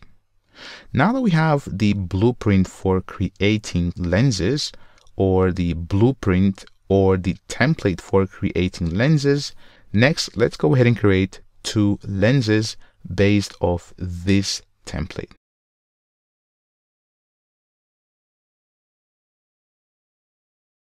Right, to create a lens based off this template right here, so class lens, let's do the following. So let's go ahead and simply say lens, and here let's go ahead and simply say lens, and then 1 equals 2, and then new, and then lens. So you've seen the new keyword, right? So as soon as I say new, this variable right here, so this guy right here is the actual object. So this is the real thing in the real world that we are modeling, right? So that we are representing. So this is the actual lens. Now in the constructor, so this guy right here, so this guy, we said that we accept the brand, focal length, and its prime. So the brand, let's simply say that this is Sony. And let me put this on a new line so you see everything properly. And then comma, and right here focal length, let me simply say 85 and then mils, and next whether it's a prime lens or not. So let me simply say true, right? So this is a prime lens, right? So that's a big lens that you saw. So there we go. So this now is the actual lens. So this is an object.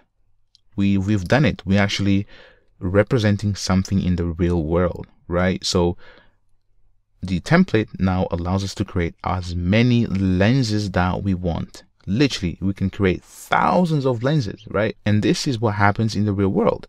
So the actual blueprint for creating lenses, so these are like in factories. They have all these machines that can create bunch of identical lenses, right? But they can tweak a few things. They can change the color, they can change the actual focal length, so on and so forth, right? So we are doing the exact same thing with our blueprint or template. And then here, when we say new lens, and then we pass all the information about the lens that we are building, then we have an object. So this guy right here. So you see that we have brand and then column. So don't type that, because this is IntelliJ helping us to know what the name of the argument should be, i.e. so right here. So it's basically taking this name right here and then saying that the first argument is called brand. So then it just helps me to know that this is a brand. So I could say Canon, for example, right? So Canon, right? But don't type brand. So basically I'm saying don't do this. So brand and then column, and then don't do that, right? So if you don't see that, it's because IntelliJ is not giving you the suggestion for your argument. So here, let me simply say Sony, And let's create another lens. So I'm going to copy this and then paste that. I'm going to say lens and then 2.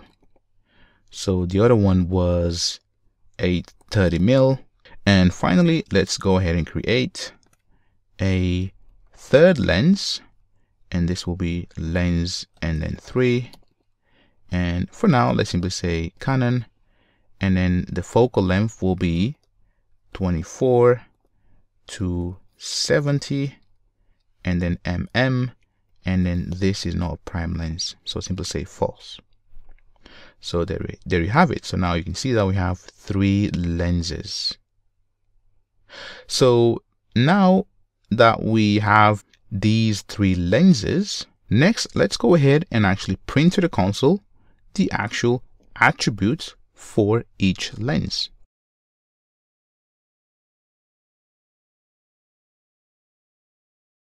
So let's go ahead and create or actually let's simply say south and then lens and then 1, or actually 1 like that.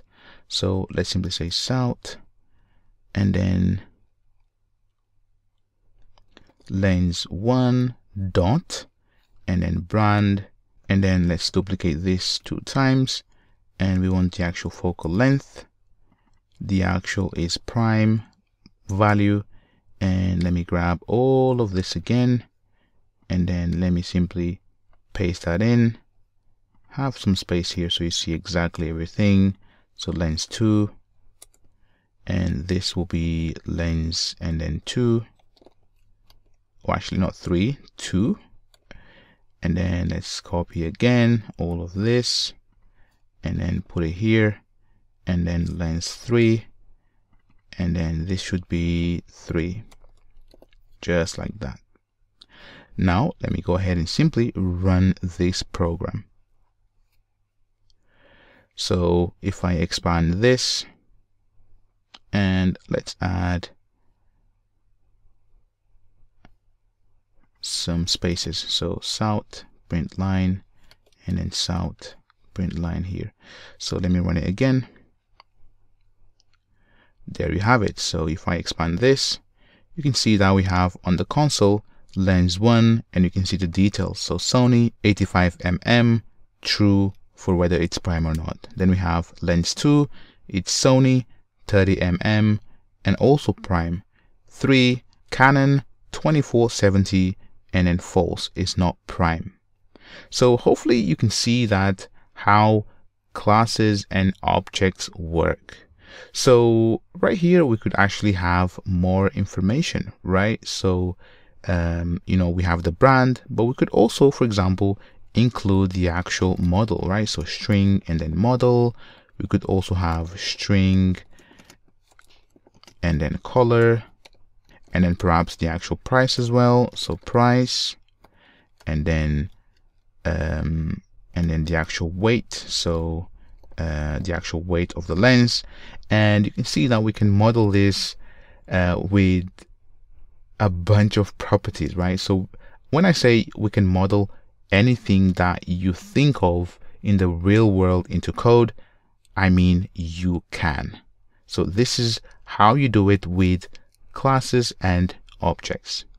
So this is just an introduction about classes and objects, but I'm going to show you later in my other course exactly how to build classes and understand the properties and behaviors, and also having methods and the best practices for creating classes. So this is all for now. If you have any questions on classes and objects, please do let me know.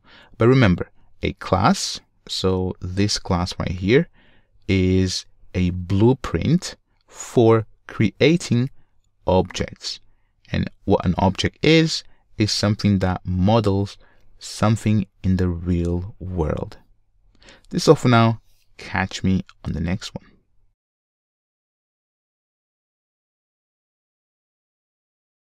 Alright, so I just want to give you one more example of classes.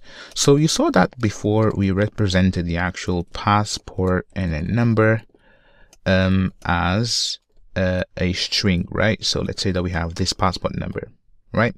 Now, technically, there is more to it when you want to represent a passport. So you've got the country, you've got the expiry date, you've got the issue date, so on and so forth. So let's go ahead and actually model a passport. So right here, let's go ahead and simply say static, and then class, and then passport. So make sure the class starts with uppercase. So here, passport. Now we can have the actual number, right? And then let's also have, for now, the actual expiry date. So we're going to represent this as local date, and then expiry, and then date, right? Now let's go ahead and have a constructor so that we can create multiple of these. So passport, and we're going to have string and then number. We're also going to have local date, and then this will be the expiry date. Now this dot and then number equals to number, and then this dot expiry date equals to expiry date, right? So number, so this right here refers to the current instance of the current class. The same with this local date expiry date. Now that we have a passport, so again, you can have more than these two attributes. I'm just keeping it simple for now. Now that we have a template for creating passports, let's go ahead and create a passport. So passport, and let's say that we have UK passport equals to new, and then passport. So number 12. Or actually, let's just keep it simple. 1. Actually, let me put like a real number. So let me put this on a new line just like that. So number 1, 2, 3, 4, and then expiry date. So this is local date, and then dot of, and then we have to pass the actual year. So 20, let's say 2025, and then 1, and then 1. So that's the actual month and day.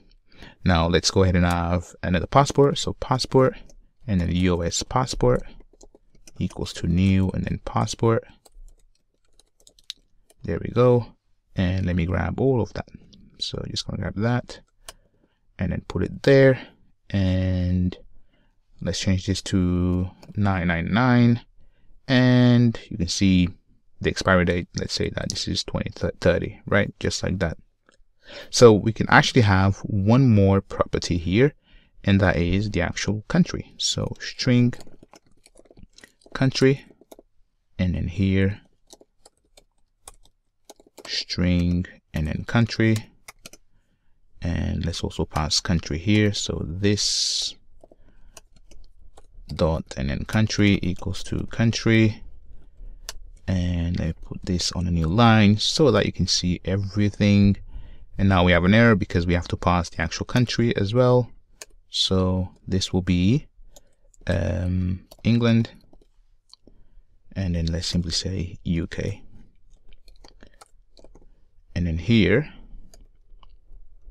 oops, not there, so here, and then here. So now we have USA, just like that.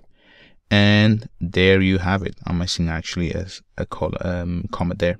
So this is just another example of classes so that you see that we can represent anything that you want, really.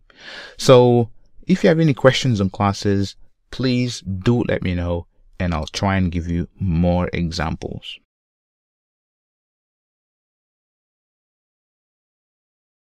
Right, I want to congratulate you for reaching this far and completing this course. So I absolutely had fun teaching you Java, and the next step for you is to enroll to my Java Essentials course. So in Java Essentials, we're going to continue what we've learned in this course, and I'm going to touch upon more advanced concepts. So the goal really is just to keep on improving your Java knowledge, and at the end of that course, you will fully grasp this language allowing you to start building applications on your own using, for example, frameworks such as Spring Boot, Quarkus, and many others. So it was a pleasure teaching you Java. And before I forget, if you're not part of the community, go ahead and join the private Facebook group as well as Discord. The community is growing and I would love you to be part of it. This is all for now. Give me a thumbs up so I can keep on providing courses like this, and also subscribe to my channel. I'll catch you on the next one. Assalamu alaikum.